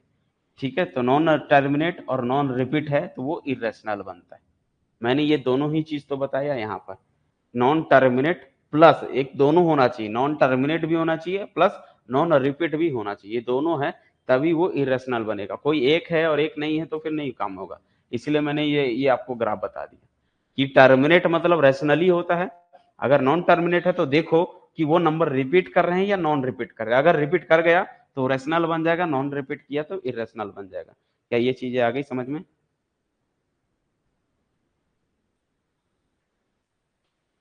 यहां तक की चीजें क्लियर है, बोलो। ये चीजें क्लियर है? रियल नंबर मतलब कुछ भी, कोई भी नंबर ले लो, पॉइंट में 2.5, √5, √7, 5/8 प्लस √3, दिस इज सारे real number, all real number है। ये सब कुछ भी नंबर बना दो, सब रियल नंबर है। क्या बोल रहे हो? रेशनल में देखो दोनों क्वेश्चन अब डिफरेंट। 3.333 डैश खत्म हो गया, ये रैशनल है। 4 ये भी इरेशनल नहीं है, नहीं समझे लगता है। जैसे देखो 3.33333 अगर यहीं स्टॉप हो गया तो ये टर्मिनेट में आएगा। अगर आप बोल रहे हो 5.81925 ऐसे कोई भी नंबर दे रहे हो तो ये सब टर्मिनेट है। जब तक आप बताओगे नहीं कि आगे भी है कि नहीं है तो कैसे पता चलेगा? ये टर्मिनेट है, टर्मिनेट वाले सारे नंबर तो रेशनल होते हैं।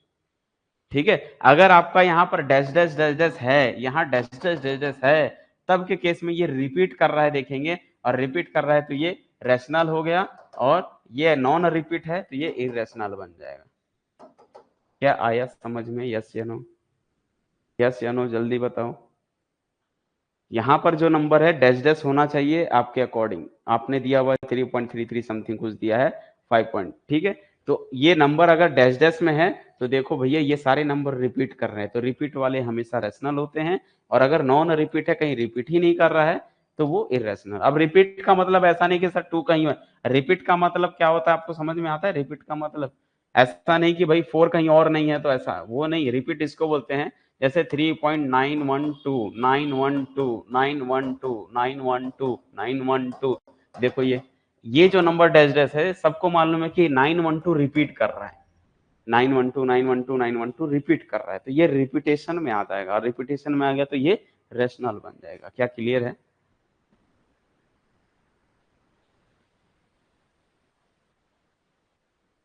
रूट टू क्लियर नहीं हो रहा है क्योंकि ये नॉन रिपीट है, पर आपने रेशनल और इरेशनल दोनों में, मैं दोनों में नहीं लिया हूँ। रूट टू को देखो कहाँ, रूट टू को रेशनल में नहीं डाला हूँ, ये इरेशनल है। ये क्यू का कॉम्प्लीमेंट इरेशनल नंबर में आता है, रेशनल में रूट टू नहीं डाला हूँ। ये रेशनल में मतलब समझा रहा हूँ कि ये आपको सिर्फ, ये रेशनल का एग्जाम्पल नहीं है भाई, ये चीजें क्लियर कर लो। ये रेशनल का एग्जाम्पल नहीं, यहाँ पर मैंने टर्मिनेट और नॉन टर्मिनेट को समझाया, ना कि रेशनल और इरेशनल को समझाया। ठीक है ना? अब मैं समझ गया आपका जो है, आप सोच रहे हो सर चौथा पॉइंट आपने रेशनल नंबर डाला वहां पर के एग्जाम्पल में डाल दिया ये, तो भैया ये नहीं है, इसको कट करो, ये नहीं है, ये सिर्फ एग्जाम्पल दिया हूं मैं कि टर्मिनेट क्या होता है, नॉन टर्मिनेट क्या, वो समझाने के लिए मैंने यहाँ पर एग्जाम्पल दिया है, ना कि ये बताने के लिए कि ये रेशनल है या इरेशनल है। ठीक है, समझ आ रही है बात?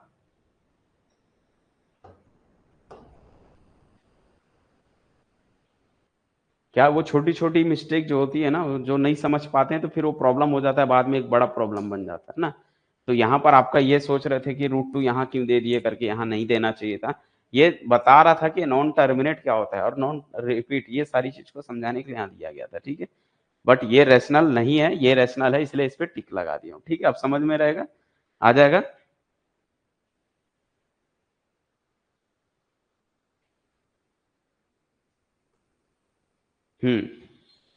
क्लियर है यहाँ तक की चीजें? बोलो, अभी कोई डाउट तो है कि नहीं है, ये बताओ। ओके, ठीक है। तो रैशनल इरेशनल तो ये होता है, बाकी दुनिया के सारे नंबर को रियल नंबर बोल दो, कुछ भी बोल दो, है ना, सारे नंबर रियल हैं, पॉइंट में, माइनस में, रूट में, फलाना ढेकाना, जो भी नंबर आप दे रहे हो सब रियल नंबर है। 2.33358, कुछ भी लिख दो, सब रियल नंबर है। फिर उसको हम देखते हैं कि वो कौन सा नंबर, रियल नंबर का कौन सा हिस्सा का पार्ट है। ठीक है, जैसे अगर मैं बोलूँ कि जो है, सपोज करो मैं यहाँ पर आपको जो है रोड साइड में गया, रोड साइड में देख रहा हूँ, तो मेरे लिए अभी रोड में जितने भी पर्सन हैं घूम रहे हैं, सब मेरे लिए क्या है, एक इंसान है, मतलब ऐसा बोलूंगा ये सब इंसान है, हूं मैंने। लेकिन अगर मुझे उसमें से कोई एक जन जान गया, दिख गया, अरे वो तो मेरे चाचा हैं, वो मेरे मामा हैं, ऐसे हम बोलेंगे ना, जिनको हम जानते हैं। तो वैसे ही यहाँ पर भी होते हैं, नंबर्स को अगर आप जान रहे हो, जैसे अगर इसके बारे में नहीं जानते हो क्या कौन सा नंबर है, ठीक है भैया, बोल दो रियल नंबर है ना, सबसे बढ़िया। नहीं जानते तो बोल दो रियल नंबर है। लेकिन जब जान रहे हो तो सीधा बोलो सर ये तो इरेशनल नंबर है, तो वो उसका स्पेसिफिकेशन होता है।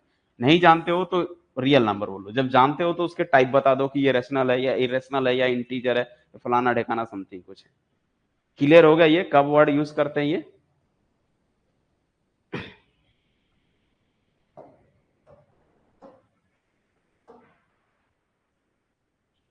तो ये जो नंबर थे, ये हो गया आपका। अब बात करते हैं यहाँ पर कुछ और टॉपिक्स में, जैसे अभी हम डिस्कस करने वाले थे नेचुरल नंबर के टाइप वगैरह। नेचुरल क्या, ये बेसिक चीजें हैं, है ना। अब नेचुरल नंबर को यहाँ पर हम समझते हैं और आगे अंदर जब कवर करते, क्योंकि यहाँ पर जो एप्टीट्यूड पढ़ेंगे वो सारा चीजें जो है नेचुरल नंबर पर बेस्ड बनता है। ठीक है, ओके। तो यहाँ पर हम नेचुरल नंबर के टाइप में, जैसे ना, जो नेचुरल नंबर कौन होता है आपको मालूम होगा, इसके अंदर में अगर आप देखोगे ना, 1 2 3 4 5 एंड सो ऑन, बहुत सारे नंबर्स होते हैं। ठीक है, इनफाइनाइट नंबर, इनके और टाइप बनाते जाते हैं। तो जैसे इसी में हम एक टाइप बन गया, दूसरा कौन सा जानते हो, इवन नंबर का सेट। इवन का नंबर का क्या होता है कि इसके हम छाट लेते हैं कौन कौन सा इवन होता है। तो ई मीन्स यहाँ पर इवेंट्स। ठीक है, इवन नंबर। अब इवन नंबर्स कौन कौन होते हैं, तो हम बोल सकते हैं कि इसके अंतर्गत में 2 4 6 8 10 एंड सो ऑन आते जाता है। तो ये सभी जो नंबर हैं वो क्या होते हैं, इवन नंबर होते हैं। तो इवन नंबर की पहचान क्या होती है, जो 2 से डिविजिबल होता है। ठीक है, जो 2 से डिविजिबल होता है। रोस्टर फॉर्म क्या होता है? ओके, रोस्टर फॉर्म क्या होती है? ये रोस्टर फॉर्म है। अगर आप किसी एलिमेंट्स को या किसी ऑब्जेक्ट को कॉमा कॉमा करके सेपरेट करते जाते हो तो उसको रोस्टर फॉर्म बोलते हैं। ठीक है, इसको क्या बोलते हैं? रोस्टर फॉर्म बोलते हैं। चलो साथ में समझ भी लो, this is a roster form. इसको बोलते हैं रोस्टर फॉर्म। एक होता है जिसमें एलिमेंट्स नहीं दिखाई देता है ना, एलिमेंट्स नहीं दिखाई देगा लेकिन उसका मीनिंग सेम होता है, उसको बोलते हैं सेट बिल्डर फॉर्म। इसी को मैं ऐसा भी लिख सकता हूं कि ऐसा एक्स आएगा, एक्स वो आएंगे सच दैट कि एक्स की वैल्यू टू एन है और एन आपका नेचुरल नंबर है। अब बताओ, ये जो सेट है और ये सेट है, क्या दोनों सेम है कि नहीं है? इसके अंदर में x आएगा, ऐसे x हैं कि x की वैल्यू 2n है और n आपका नेचुरल नंबर है। तो नेचुरल नंबर तो बेटा n की वैल्यू 1 2 3 4 होती है। तो 1 अगर पुट करते तो 2 इंटू 1 2 हो गया, तो x की वैल्यू 2 मिल गई। ये जब आप n के जगह 2 पुट करते हो तो 2 2 जा 4 हो गई, तो x की वैल्यू 4 हो गई, तो ये आएगा। तो इस तरह से हम इसको जनरेट कर सकते हैं। तो लेकिन यहाँ पर और यहाँ पर क्या डिफरेंस है? यहाँ पर सारे एलिमेंट्स आपको दिखाई देगा, यहाँ पर एलिमेंट्स नहीं दिखाई देगा, लेकिन कोई प्रॉपर्टीज होगी, उस प्रॉपर्टीज को सिंप्लीफाई करोगे तो आपको वही नंबर मिलेंगे, और इसको बोलते हैं set builder form. Set builder form, समझ आया? तो सेट जो है ना वो दो टाइप के होते हैं, ये क्लास 11th में पढ़े जाते हैं। अब क्लियर हो गया आपका रोस्टर फॉर्म क्या होता है क्या नहीं होता है, समझ में आ गई? बोलो। तो यहां पर हम इवन नंबर को डिस्कस कर रहे थे। तो इवन नंबर क्या होता है? जो 2 से डिविजिबल होता है, ऐसे नंबर्स को हम इवन नंबर बोलते हैं। क्या क्लियर है यहां तक की चीजें? ओके।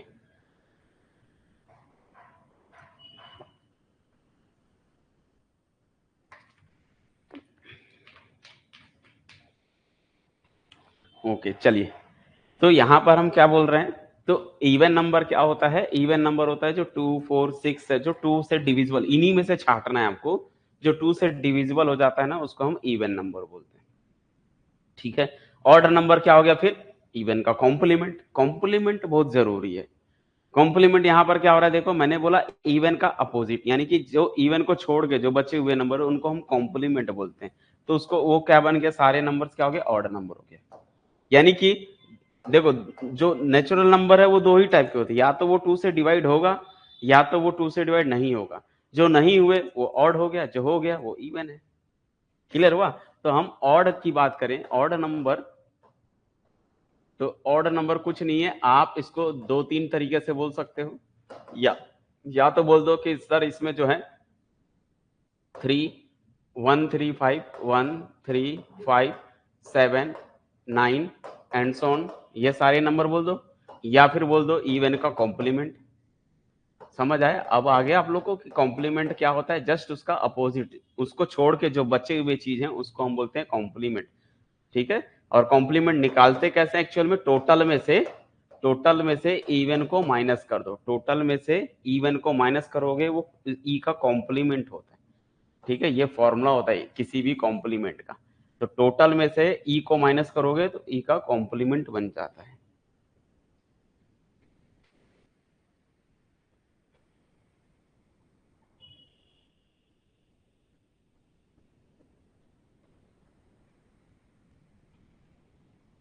ओके, बट अगर कोई बात नहीं, वहां भी पढ़े होगे ना, सेट जरूर पढ़े होगे। ठीक है, सेट जरूर पढ़े होगे। आप कहीं भी दुनिया के किसी भी बोर्ड से पढ़े हो, कोई दिक्कत नहीं है, सेट जरूर पढ़े होगे, क्योंकि सेट के बिना आपको मैथ्स की क्लास अटेंड नहीं होगी वहां पर, है ना? तो सेट होगा, ऐसा तो नहीं है कि सेट नहीं पढ़े होगे, लेकिन जो पढ़े हैं वो भी नहीं पढ़े रहते हैं। बात ये हो जाती है कि स्कूल लाइफ में जो हम पढ़े रहते हैं वो भी नहीं पढ़े हैं, समझ लो ना के बराबर रहता है, वो एकदम जीरो रहता है। कई बच्चे ऐसे होते हैं, मतलब हम ऐसा बोल सकते हैं कि अगर कंपैरिजन करेंगे तो 100 में से 10 ही ऐसे बच्चे होते हैं जो लगभग उनको प्रीवियस याद रहता है कि हाँ हमने 11वीं में ये पढ़ा, 11th में 12th में ये सारी चीजें पढ़ी थी। ठीक है। हम्म। ठीक है। तो ये चीजें होती है। तो इस सेट को दो टाइप से डिनोट करते हैं। तो ये मैंने स्पेसिफाई कर दिया, दो टाइप के नेचुरल नंबर होंगे, या तो वो इवन होगा या तो वो ऑड होगा। यहां तक क्लियर है? अच्छा, अब कौन सा नंबर आ गया? इवन और ऑड हो गया। इसके बाद आता है आपका प्राइम नंबर। अब उसको और समझते हैं कि प्राइम नंबर क्या होता है। अभी आप लोग को तो ये तो क्लियर होगा कि इवन क्या होता है, ऑड कौन होता है। धीरे धीरे आएंगे भाई सारी चीजें जो है ना। अब आप सोचोगे कि एक ही दिन हम सारी चीजें सीख जाएं तो थोड़ा मुश्किल होगा। आपको ये चीजें स्लोली स्लोली प्रोसेस करना पड़ता है, ठीक है।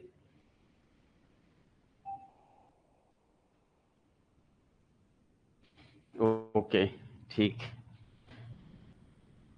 चलिए, अच्छा हुआ आप बता दिए कि जो उस हिसाब से हम कवर करेंगे। तो प्राइम नंबर क्या होता है, अब बताइए, कोई जानता है कोई प्राइम नंबर तो बता दो, अच्छी बात रहेगी, अदरवाइज हम बताएंगे प्राइम नंबर क्या होता है। Which is divisible by one और इटसेल्फ, जो वन से और खुद से भाग जाता है वो एक प्राइम नंबर है, ठीक है। और कोई जवाब? बट इसमें थोड़ा सा कुछ मिसिंग है।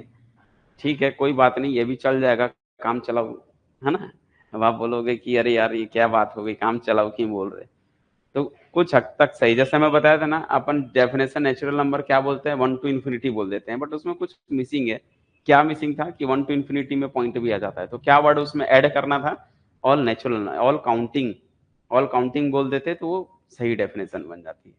सिमिलरली ये भी जो है सही है कुछ हद तक कि वन और इट सेल्फ जो डिवाइड होता है वो सारे प्राइम नंबर होते हैं, ठीक है।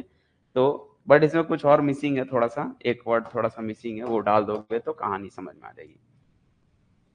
तो प्राइम नंबर क्या होता है? जिसके only only two distinct factor, distinct factor होते हैं, जिसके केवल दो ही फैक्टर होते हैं ना, वही क्या होता है? प्राइम नंबर होता है।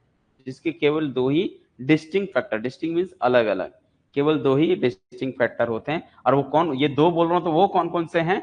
One and itself, two distinct factor, one and itself is called prime number. अब ये है सिर्फ वन और इटसेल्फ बोलने से थोड़ा सा मिसिंग आएगा, वो बताऊंगा कहाँ मिसिंग होगा भी, ठीक है। अब ये समझ लो केवल दो ही फैक्टर, फैक्टर मीन्स जो उसको डिवाइड करता है उसको फैक्टर बोलते हैं, ठीक है। जिसके केवल दो ही फैक्टर होते हैं ना, वो वन और इटसेल्फ, वही प्राइम नंबर बनता है। तो कौन हो गया बताओ भाई इसके एग्जाम्पल, एग्जाम्पल्स कौन कौन हो गए? तो देखो इसके अंदर में वन नहीं आएगा, ठीक है, टू आ जाएगा, थ्री आ जाएगा, फाइव आ जाएगा, सेवन आ जाएगा, 11 आ जाएंगे, 13 आ जाएगा, एंड सो ऑन चलते जाएगा। These are the prime number. Clear हुआ? अच्छा, बात आती है वन क्यों नहीं है? वन प्राइम नंबर नहीं होता है बेटा, याद रखना है कि वन एक प्राइम नंबर नहीं होता है। लेकिन जैसे जो ये डेफिनेशन होती है ना कि जो वन और इटसेल्फ से डिवाइड होता है तो उसके लिए वन बन जाएगा। इसीलिए मैंने बोला कि थोड़ा सा ये ऐड करना पड़ेगा कि डिस्टिंक्ट फैक्टर। जैसे अगर हम बोले वन को भी तो आप ऐसा लिख सकते हो ना, ये वन से भी भाग जा रहा है और इटसेल्फ से भी डिवाइड हो जा रहा है, तो वन और इटसेल्फ दोनों से ये डिवाइड हो जा रहा है, तो क्या ये प्राइम नंबर है? नहीं, ये प्राइम नंबर नहीं है। क्यों? अब इसका ये डेफिनेशन जो मैं लिखा, अब इसके हिसाब से देखो, केवल दो डिस्टिंक्ट फैक्टर होने चाहिए। तो वन के दो फैक्टर नहीं है, वन के केवल एक ही फैक्टर है, वन के ओनली एक ही फैक्टर है। टू के कौन कौन फैक्टर है? वन और टू है। थ्री के कौन कौन फैक्टर है? वन और थ्री है। फाइव के कौन फैक्टर है? वन और फाइव है। फोर के कितने फैक्टर है बोलो? सिक्स के कितने फैक्टर हैं? वन टू थ्री सिक्स, ये सारे फैक्टर्स हैं। बोलो समझ आया, यस या नो? तो ये बनेगा क्या? नहीं, ये बनेगा क्या? नहीं, ये बनेगा बिल्कुल, ये बनेगा बिल्कुल, ये सारे जो है प्राइम नंबर है। समझ में आया? जिसके केवल दो ही डिस्टिंक्ट फैक्टर बोला था, ये एक ही होता है। इसके पास दो हैं, ठीक है, ये इसके पास दो है, इसके पास दो है, इसके पास बहुत सारे फैक्टर्स हैं जिससे डिवाइड होता है। सिक्स जो है वन से भी डिवाइड होता है, टू से भी, थ्री से भी, सिक्स, इसके पास दो से ज्यादा फैक्टर हैं, तो ये प्राइम नहीं है। क्या सबको क्लियर हो गया? क्लियर, समझ में आ गया कि कौन सा प्राइम नंबर है कौन सा नहीं है? अच्छा, जो प्राइम नंबर नहीं है उनको क्या बोलेंगे फिर? जो प्राइम नंबर ना हो ना बच्चों, उसको बोला जाता है composite number, composite number,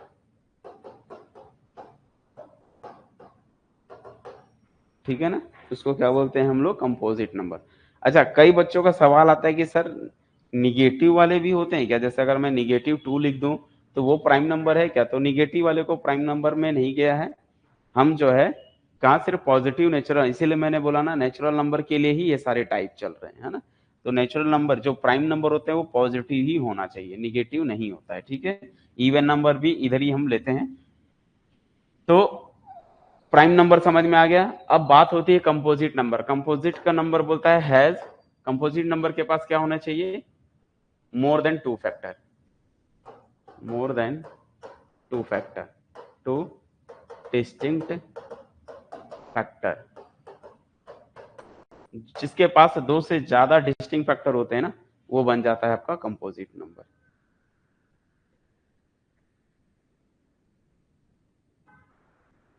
positive integer greater than 1 that have more than two factor, okay. हाँ ये भी सही है, तो ये है। तो फिलहाल वो ग्रेट, अब देखो यहां पर भी क्या है, यहां पर मैं साफ साफ लिख दिया हूं कि मोर देन टू फैक्टर होते हैं और डिस्टिंक्ट फैक्टर है, तो इसमें वो इंक्लूड हो जाएगा जो आप बोल रहे हो ना। तो आपकी जो स्टेटमेंट है वो स्टेटमेंट इसको फुलफिल कर रहा है, देख लो अच्छे से।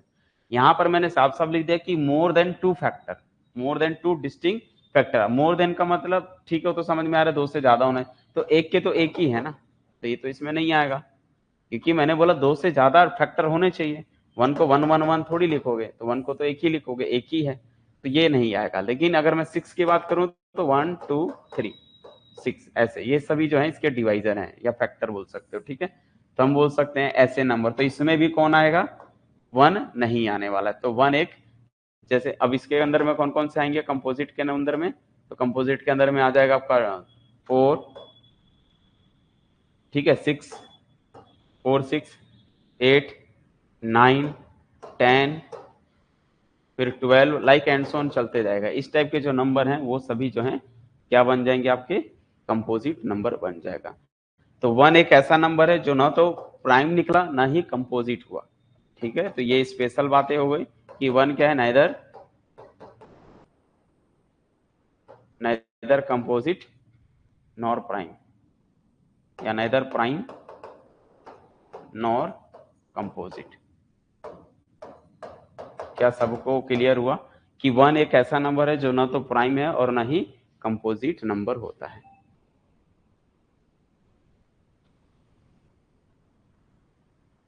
वेरी गुड, ठीक है, क्लियर हो गया आप लोग को, ठीक है। अब इसमें एक दो वर्ड होता है जिसमें हम फैक्टर बोलते हैं, इसको समझते हैं, इसको फैक्टर बोलो या डिवाइजर बोलो, एक ही चीज है, ठीक है। अब ये क्या होता है, फैक्टर और डिवाइजर का मतलब होता है जिससे कोई नंबर भाग जाते हैं उसको हम फैक्टर बोलते हैं, ठीक है। जैसे अगर हम बात करें कि सिक्स के कौन कौन है divisor, divisor of six, divisor of six का बताओगे, तो सिक्स का डिवाइजर बताने के लिए 1 2 3 6 बताओगे, ये है सिक्स के डिवाइजर होते हैं। इसमें एक वर्ड होता है कौन सा, मल्टीपल। क्या होता है, मल्टीपल। और मल्टीपल में क्या रहता है कि उस नंबर का वो मल्टीप्लाई होता है, ठीक है। मल्टीपल, जैसे इसके एग्जांपल ले लो, मल्टीपल ऑफ 5, तो मल्टीपल ऑफ 5 का मतलब 5 का मल्टीपल, लाइक 5 10 15, ठीक है, 20 25 एंड सो ऑन, ये सारे नंबर जो हैं 5 के मल्टीपल है। तो समझ में आया मल्टीपल क्या होता है, और फैक्टर या डिवाइजर दोनों बोलते हैं क्या होता है। तो डिवाइजर मतलब इसको कौन कौन से नंबर डिवाइड करते हैं उनको बोला जाता है डिवाइजर। और मल्टीपल का मतलब होता है ये किसका मल्टीप्लाई, इसमें 1 2 3 नेचुरल नंबर का मल्टीप्लाई करेंगे तो हमें क्या क्या मिलेगा। तो 25 को 5 का मल्टीपल भी बोल सकते हैं, 20 को भी बोलते हैं, तो ये सारे जो है 5 के मल्टीपल्स हो गए। इस तरह से हम एवरी नंबर का मल्टीपल एंड एवरी नंबर्स का फैक्टर भी कैलकुलेट कर सकते हैं। क्लियर हो गया। और जिनको ये दो वर्ड मालूम है, इन दो वर्ड के बेस पे आप एलसीएम और एचसीएफ भी कैलकुलेट कर सकते हो। जैसे अभी एक बच्चे ने बोला कि सर एचसीएफ नहीं जानता हूं मैं थोड़ा सा, कोई बात नहीं, जरूरी नहीं है सारी चीजें सब जानते हैं। इसमें हम सबसे पहले एलसीएम को देखते हैं, ठीक है। एलसीएम हो गया, ये बेसिक चीजें चल रही है ना आज की क्लास में, तो इसलिए जितने बेसिक चीजें हैं वो सारी चीजें हम यहाँ पर डिस्कस करने वाले हैं, ठीक है। तब बात होती है जैसे एलसीएम, अगर आपको इसका नाम मालूम होगा ना तो आप नाम से भी निकाल सकते हो। नाम इसका क्या है, लिस्ट है, list common, list common multiple होता है, लिस्ट कॉमन मल्टीपल। अगर आपको नाम आ गया तो नाम से इसका कैलकुलेट कर सकते हैं। जैसे अगर हम बात करें, एक छोटा सा एग्जांपल ले लूं, तो छोटे के लिए तो सब सही है, बड़े के लिए हम आगे डिस्कस करेंगे कि कैसे कैलकुलेट करते हैं। जैसे मैंने बोला कि जो है 2 और एलसीएम निकालना है, आपको एलसीएम निकालना है। मान लीजिए मैंने दे दिया 2 और 3 का, ठीक है। 2 और 3 का क्या निकालना है, एलसीएम बताना है कितना है। तो सबसे पहले इसके नाम में जाओ, नाम क्या कहता है। सबसे पहले आपको क्या निकालना है, मल्टीपल निकालना है। क्या निकालना है, मल्टीपल निकालना है। किसके, दोनों के। तो सबसे पहले लिखेंगे मल्टीपल ऑफ 3, 2। मल्टीपल ऑफ 2 के बता दो कौन कौन आएगा। तो 2 के मल्टीपल कौन कौन है, तो 2 के मल्टीपल 2 का टेबल, 2, 4, 6, 8, है ना, 10, 12 एंड सो ऑन, ये सारे जो हैं मल्टीपल हैं 2 के, ठीक है। वैसे ही मल्टीपल ऑफ 3 का निकाल लो। 3 का मल्टीपल कौन होगा, 3, 6 और 9, 12, 15 एंड सो ऑन, ये सारे जो नंबर हैं 3 के मल्टीपल हो गए। उसके बाद ये हो चुका। मल्टीपल के बाद होता है कॉमन मल्टीपल, सीएम निकाल रहा हूं। आप सीएम मीन्स कॉमन मल्टीपल। तो बता दो इनमें कॉमन मल्टीपल कौन कौन है। अगर आप कॉमन देखोगे ना, तो यहाँ पर आपको जो है दोनों में देखो, यहाँ पर 6 है कि नहीं है। दोनों एरिया में कॉमन मल्टीपल को चुनना है। तो यहाँ 6 है, यहाँ भी 6 है, तो 6 कॉमन हो गया। फिर इसके बाद अगर आप देखोगे ना, तो कौन सा नंबर मिलेगा, 12 मिलेगा। यहाँ भी 12 12 है, तो 6 12। इसके बाद अगर आप देखोगे तो इसमें 16 भी है, ठीक है। इसमें 16 है क्या, नहीं है। लेकिन इसमें कौन मिलेगा, 18 होगा। तो 18 इधर भी होगा, 18 इधर भी होगा। तो एंड सो ऑन, ये सारे नंबर जो है कॉमन मल्टीपल है, दोनों में कॉमन है। और जब दोनों में कॉमन हो गए, तो इसके बाद हम लिस्ट निकालेंगे। तो लिस्ट मतलब होता है बच्चों एलसीएम, है ना। तो ये बन गया एलसीएम बन गया। अब लिस्ट का मतलब होता है छोटा। इनमें सबसे छोटा नंबर कौन है, तो 6। समझ आया, ये 6 जो है सबसे छोटा नंबर है, तो इसको बोलते हैं एलसीएम। यानी कि 2 और 3 का एलसीएम कितना आएगा, 6 आएगा। क्या क्लियर हुआ। तो अगर आपको सिर्फ नाम मालूम है ना, तो आप नाम से चाहो तो कैलकुलेट कर सकते हो। तो उसका फुल फॉर्म अच्छे से याद रख लो। एलसीएम मतलब लिस्ट कॉमन मल्टीपल।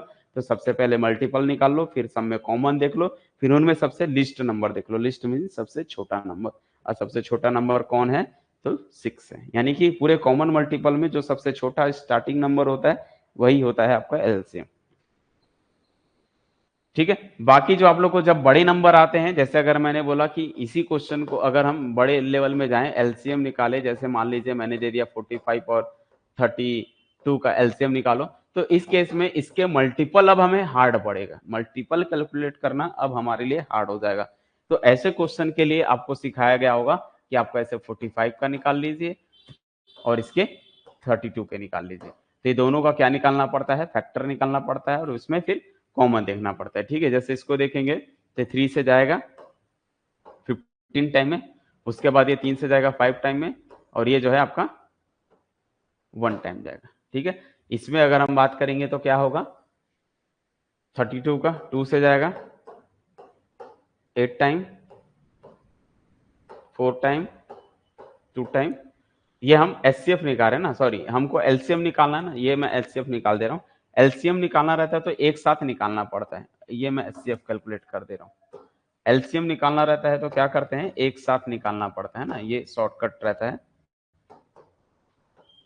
हमें एलसीएम निकालना है तो 45 और 32 का एक साथ आपको क्या करना पड़ेगा, इसके जो है अगर एलसीएम चाहिए तो उस केस में जो मैं अभी पहले निकाला था वो एचसीएफ बता दे रहा था। अभी हम आगे जाएंगे, बट पहले एलसीएम देखेंगे, ठीक है। तो अगर इनका एलसीएम निकालना हो तो यहीं पर जो निकालना है आपको, क्या क्या, ये किससे किससे डिवाइड होगा। तो देखो ये 2 से जा रहा है 45 वैसे ही रहेगा, ये 16 बार जा रहा है, ठीक है। ये 2 से जाएगा 45 और ये 16। तो ऐसा नंबर लो थोड़ा सा जिससे मैच करे, नहीं तो ये अलग नंबर है तो सीधा सीधा मल्टीप्लाई बन जाएगा, ठीक है। तो ये 16 है, ये 8 बनेगा। फिर अगर हम देखें तो ये 8 से सीधा जा रहा है, तो 45 और ये 1 हो गया। 45 किसी से नहीं जाएगा, 3 से जाएगा, तो 3 जो है, ठीक है। इसको हम 15 लिख सकते हैं, ऐसे और आगे बढ़ा सकते हैं, बट डायरेक्ट इसको 15 से ही ले जाओ क्योंकि जाने वाला 1 ही है। तो इन सब का मल्टीप्लाई कर देते हैं तो वो हमें एलसीएम बनता है, ठीक है। तो मतलब एलसीएम क्या आने वाला है इसका, ऐसा बोल सकते हो, ये देखो 2 2 और ये तो पूरा 8, ये पूरा कौन है 32 ही है, और ये कौन है 45। तो इसका हम बोल सकते हैं 45 और 32 का इंटू ही एलसीएम आएगा, ठीक है। लेकिन कभी कभी जो है इसके टेबल में ये इंक्लूड होता है, इंक्लूड होता है मतलब अगर ये ऐसा हो जाए एलसीएम,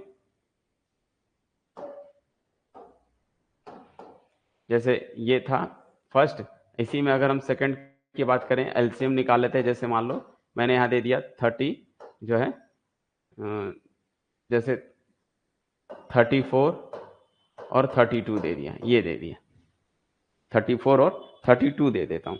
तो इस केस में क्या है, 34 का अलग है और 32 का अलग है। तो क्या करना है, ये देखो किससे जा रहा है, तो 2 से जाएंगे, तो ये जो है 17 टाइम, ये 16 टाइम, ठीक है।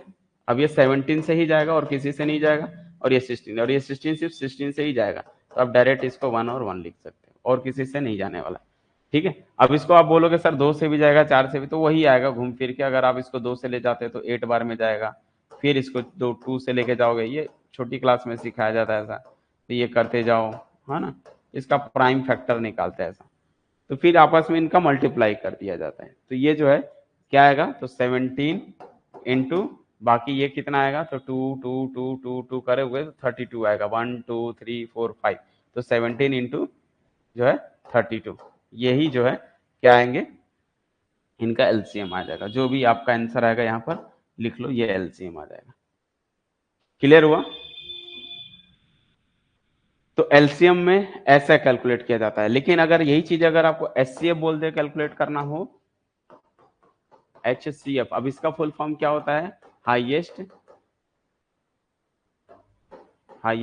कॉमन फैक्टर बोलते हैं, ठीक है। और कई लोग इसी को या फिर जीसीडी भी बोलते हैं, इसी को जीसीडी लिखते हैं। GCD means greatest common divisor, ठीक है। दोनों मैंने बताया था ना, फैक्टर और डिवाइजर सेम ही होता है। कॉमन यही है, हाईएस्ट मतलब बड़ा, ग्रेटेस्ट मतलब बड़ा होता है। तो इसका दो नाम रहता है, हाईएस्ट कॉमन फैक्टर बोल दो या फिर जीसीडी बोल दो, ठीक है। और इसके बारे में समझ लो, जैसे अगर मैंने वही चीजें बोला कि HCF निकालना है आपको किसका, 2 का और 3 का, तो आप क्या करोगे, सबसे पहले डिवाइजर निकालोगे। तो डिवाइजर ऑफ 2 का, 2 के डिवाइजर कौन कौन है, 1 और 2। डिवाइजर ऑफ 3 का निकाल लो, तो डिवाइड 3 को कौन कौन डिवाइड करता है, 1 और 3। फिर कॉमन डिवाइजर बता दो कौन है, तो कॉमन डिवाइजर इनमें 1 है, तो हम बोल सकते हैं इनमें एक ही है। तो इसमें बड़ा कौन है, अकेले में कौन बड़ा होगा, यही तो है। तो हाईएस्ट कॉमन डिवाइजर या HGCD, ग्रेटेस्ट कॉमन डिवाइजर कौन हो गया, 1 ही है, ठीक है। तो इस टाइप के एक नंबर होते हैं। इसी को अगर आप थोड़ा सा और बड़ा दे देते हैं, मान लो जैसे मैंने दे दिया HCF निकालना है, और यहाँ पर मैंने दे देता हूँ जैसे 4 और 16 है, ठीक है। तो आपको क्या करना है, सबसे पहले डिवाइजर ऑफ 4 का निकालना। 4 का डिवाइजर कौन है, तो 1 करता है इसको डिवाइड, 2 करता है डिवाइड, 1 to 4। डिवाइजर ऑफ 16 का निकालोगे, तो 16 को कौन कौन डिवाइड करता है, तो 1 2 4 8 16। उसके बाद दोनों में कॉमन डिवाइजर खोज लो, कौन कौन है, कॉमन कौन कौन है, तो दोनों में 1 है, दोनों में 2 है, यही, और 4 है, ये कॉमन है। फिर इनमें बड़ा देख लो, बड़ा मीन्स ग्रेटेस्ट, तो ग्रेटेस्ट कॉमन डिवाइजर कौन हुआ, सिर्फ और सिर्फ 4 हुआ, ये है HCF। क्लियर हुआ। तो इस तरह से हम ऐसे कैलकुलेट करते हैं HCF। लेकिन अगर और बड़े नंबर मिल जाते हैं यहाँ पर, तो उसका डिवाइजर फिर कैलकुलेट करना काफी टाइम लगेगा। तो ऐसे क्वेश्चन के लिए फिर हम क्या यूज करते हैं, डिवाइजर करके, ठीक है।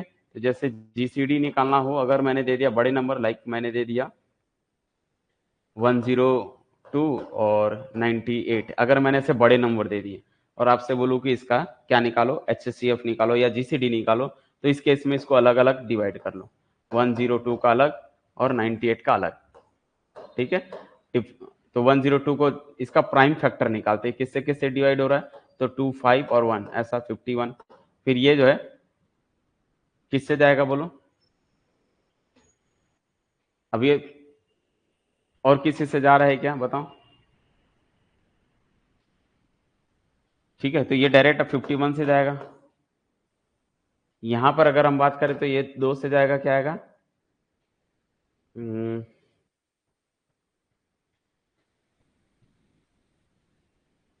98 को 2 से लेके जाओगे तो क्या क्या बनेगा, हाँ ले जा सकते हो, प्राइम ही बनेगा वो, चलो ठीक है, इसको 17 से कर दो, और लो 17 इंटू 3 51 होता है, ठीक है। तो 3 से लेके जाओ, 3 से लेके जाओगे 17 बार में, और 17 से कटेगा 1। मैं इसलिए बोल रहा था कि वो 2 का इवन नंबर दिख रहा है, तो डायरेक्ट कर सकते हो, ठीक है। चलो कोई नहीं, इधर हम क्या कर सकते हैं, 2 से करो, तो 2 4 जा और ये 2 9, ठीक है। अब ये 7 से जा रहा है, 7 7 जा और ये 7 से कट गया, तो इन दोनों का 102 को क्या लिखे, 2 इंटू 3 इंटू 17 प्राइम फैक्टर निकालना पड़ता है, ठीक है। और 98 का क्या है, तो 98 का 2 इंटू 7 इंटू 7 है। इनमें कॉमन देख लो, जो कॉमन है ना वही सबसे बड़ा कॉमन यही दिख रहा है, बड़ा कॉमन देखना, इससे और कोई नंबर होता है और वो बड़ा है तो वो लिखा जाता है। तो बड़े में तो सिर्फ कौन है, 2 ही है, तो हम बोल सकते हैं कि इसका क्या हो गया, जीसीडी कौन हो गया, 2, यानी कि इनका जीसीडी 2 है, यानी कि 2 एक ऐसा नंबर है जो दोनों को डिवाइड करता है, ठीक है। इसी का एक और वर्जन है सिंथेटिक, जो बोलते हैं ना आप लोग डिवाइस, ये लास्ट टॉपिक को समझ लो इसको। अगर इसी को दूसरे तरीके से निकालना हो तो सबसे छोटा नंबर कौन है, 98, बड़ा नंबर कौन है, तो इसमें जो है बड़ा नंबर 102 है, तो 98 और 102 को ऐसे भाग कर सकते हैं, ये सेकंड मेथड है, ठीक है, मतलब थर्ड मेथड हो गई। तो 98 से डिवाइड करो, कितने बार जा रहा है ये, तो 98 से जो है 1 टाइम जाएगा, 2 टाइम्स में ज्यादा हो जाएगा, तो 98 इंटू 1 करोगे तो 98 आएगा। इधर रिमाइंडर निकाल लो कितना आएगा, तो रिमाइंडर जब आप निकालोगे तो इधर से जो है 2 और 2 4 हो जाएगा, क्लियर हुआ, 4 बचा रिमाइंडर। अब 98 से 4 नहीं जाएगा तो 4 को 98 से लेके जाओ, ये सेकंड है, इसको सिंथेटिक डिवीजन बोलते हैं, ठीक है। तो नेक्स्ट में क्या करेंगे हम लोग, 4 से 98 को डिवाइड करेंगे, कितने बार जा रहा है ये, तो जो है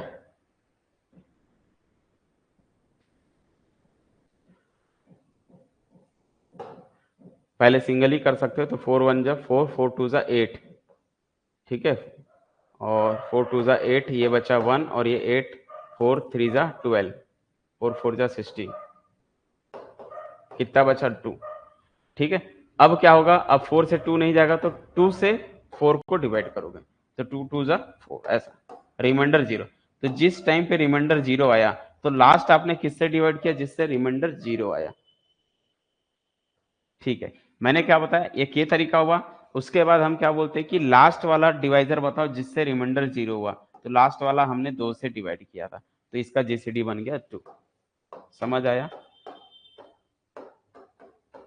लास्ट वाला नंबर जिससे डिवाइड करने पर मुझे 0 मिला, वो नंबर ही आपका जीसीडी बनता है। तो ये वाला नंबर ध्यान देना, जिससे 0 आ गया तो जिससे डिवाइड किए थे, तो वो डिवाइजर जिससे रिमाइंडर 0 आया तो उसको हम क्या बोलेंगे, जीसीडी बोलेंगे। क्लियर है, बोलो। आज की क्लास समझ में आई सभी बच्चों को, यस या नो। तो ये था बेसिक चीजें जो मैंने आज कवर कराया।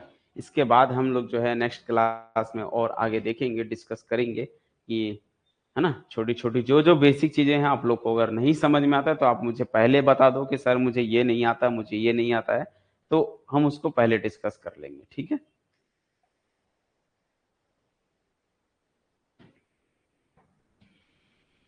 चलिए ठीक है, फिर मिलते हैं अगले क्लास में, आज के लिए इतना ही। तब तक के लिए bye bye and thank you, have a nice day.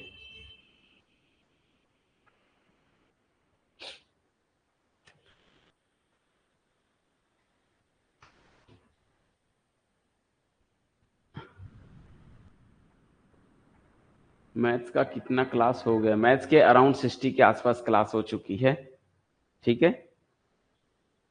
Maths के अराउंड 60 के आसपास क्लास हो चुकी है, 5 बेसिक था, बाकी कुछ 56 समथिंग कुछ ऐसा है, ठीक है। बिल्कुल वही देखना पड़ेगा आपको, और डाउट हो तो आप मुझसे पूछ सकते हो, ठीक है। मैं ठीक है देखता हूँ अब क्या करना है, ठीक है।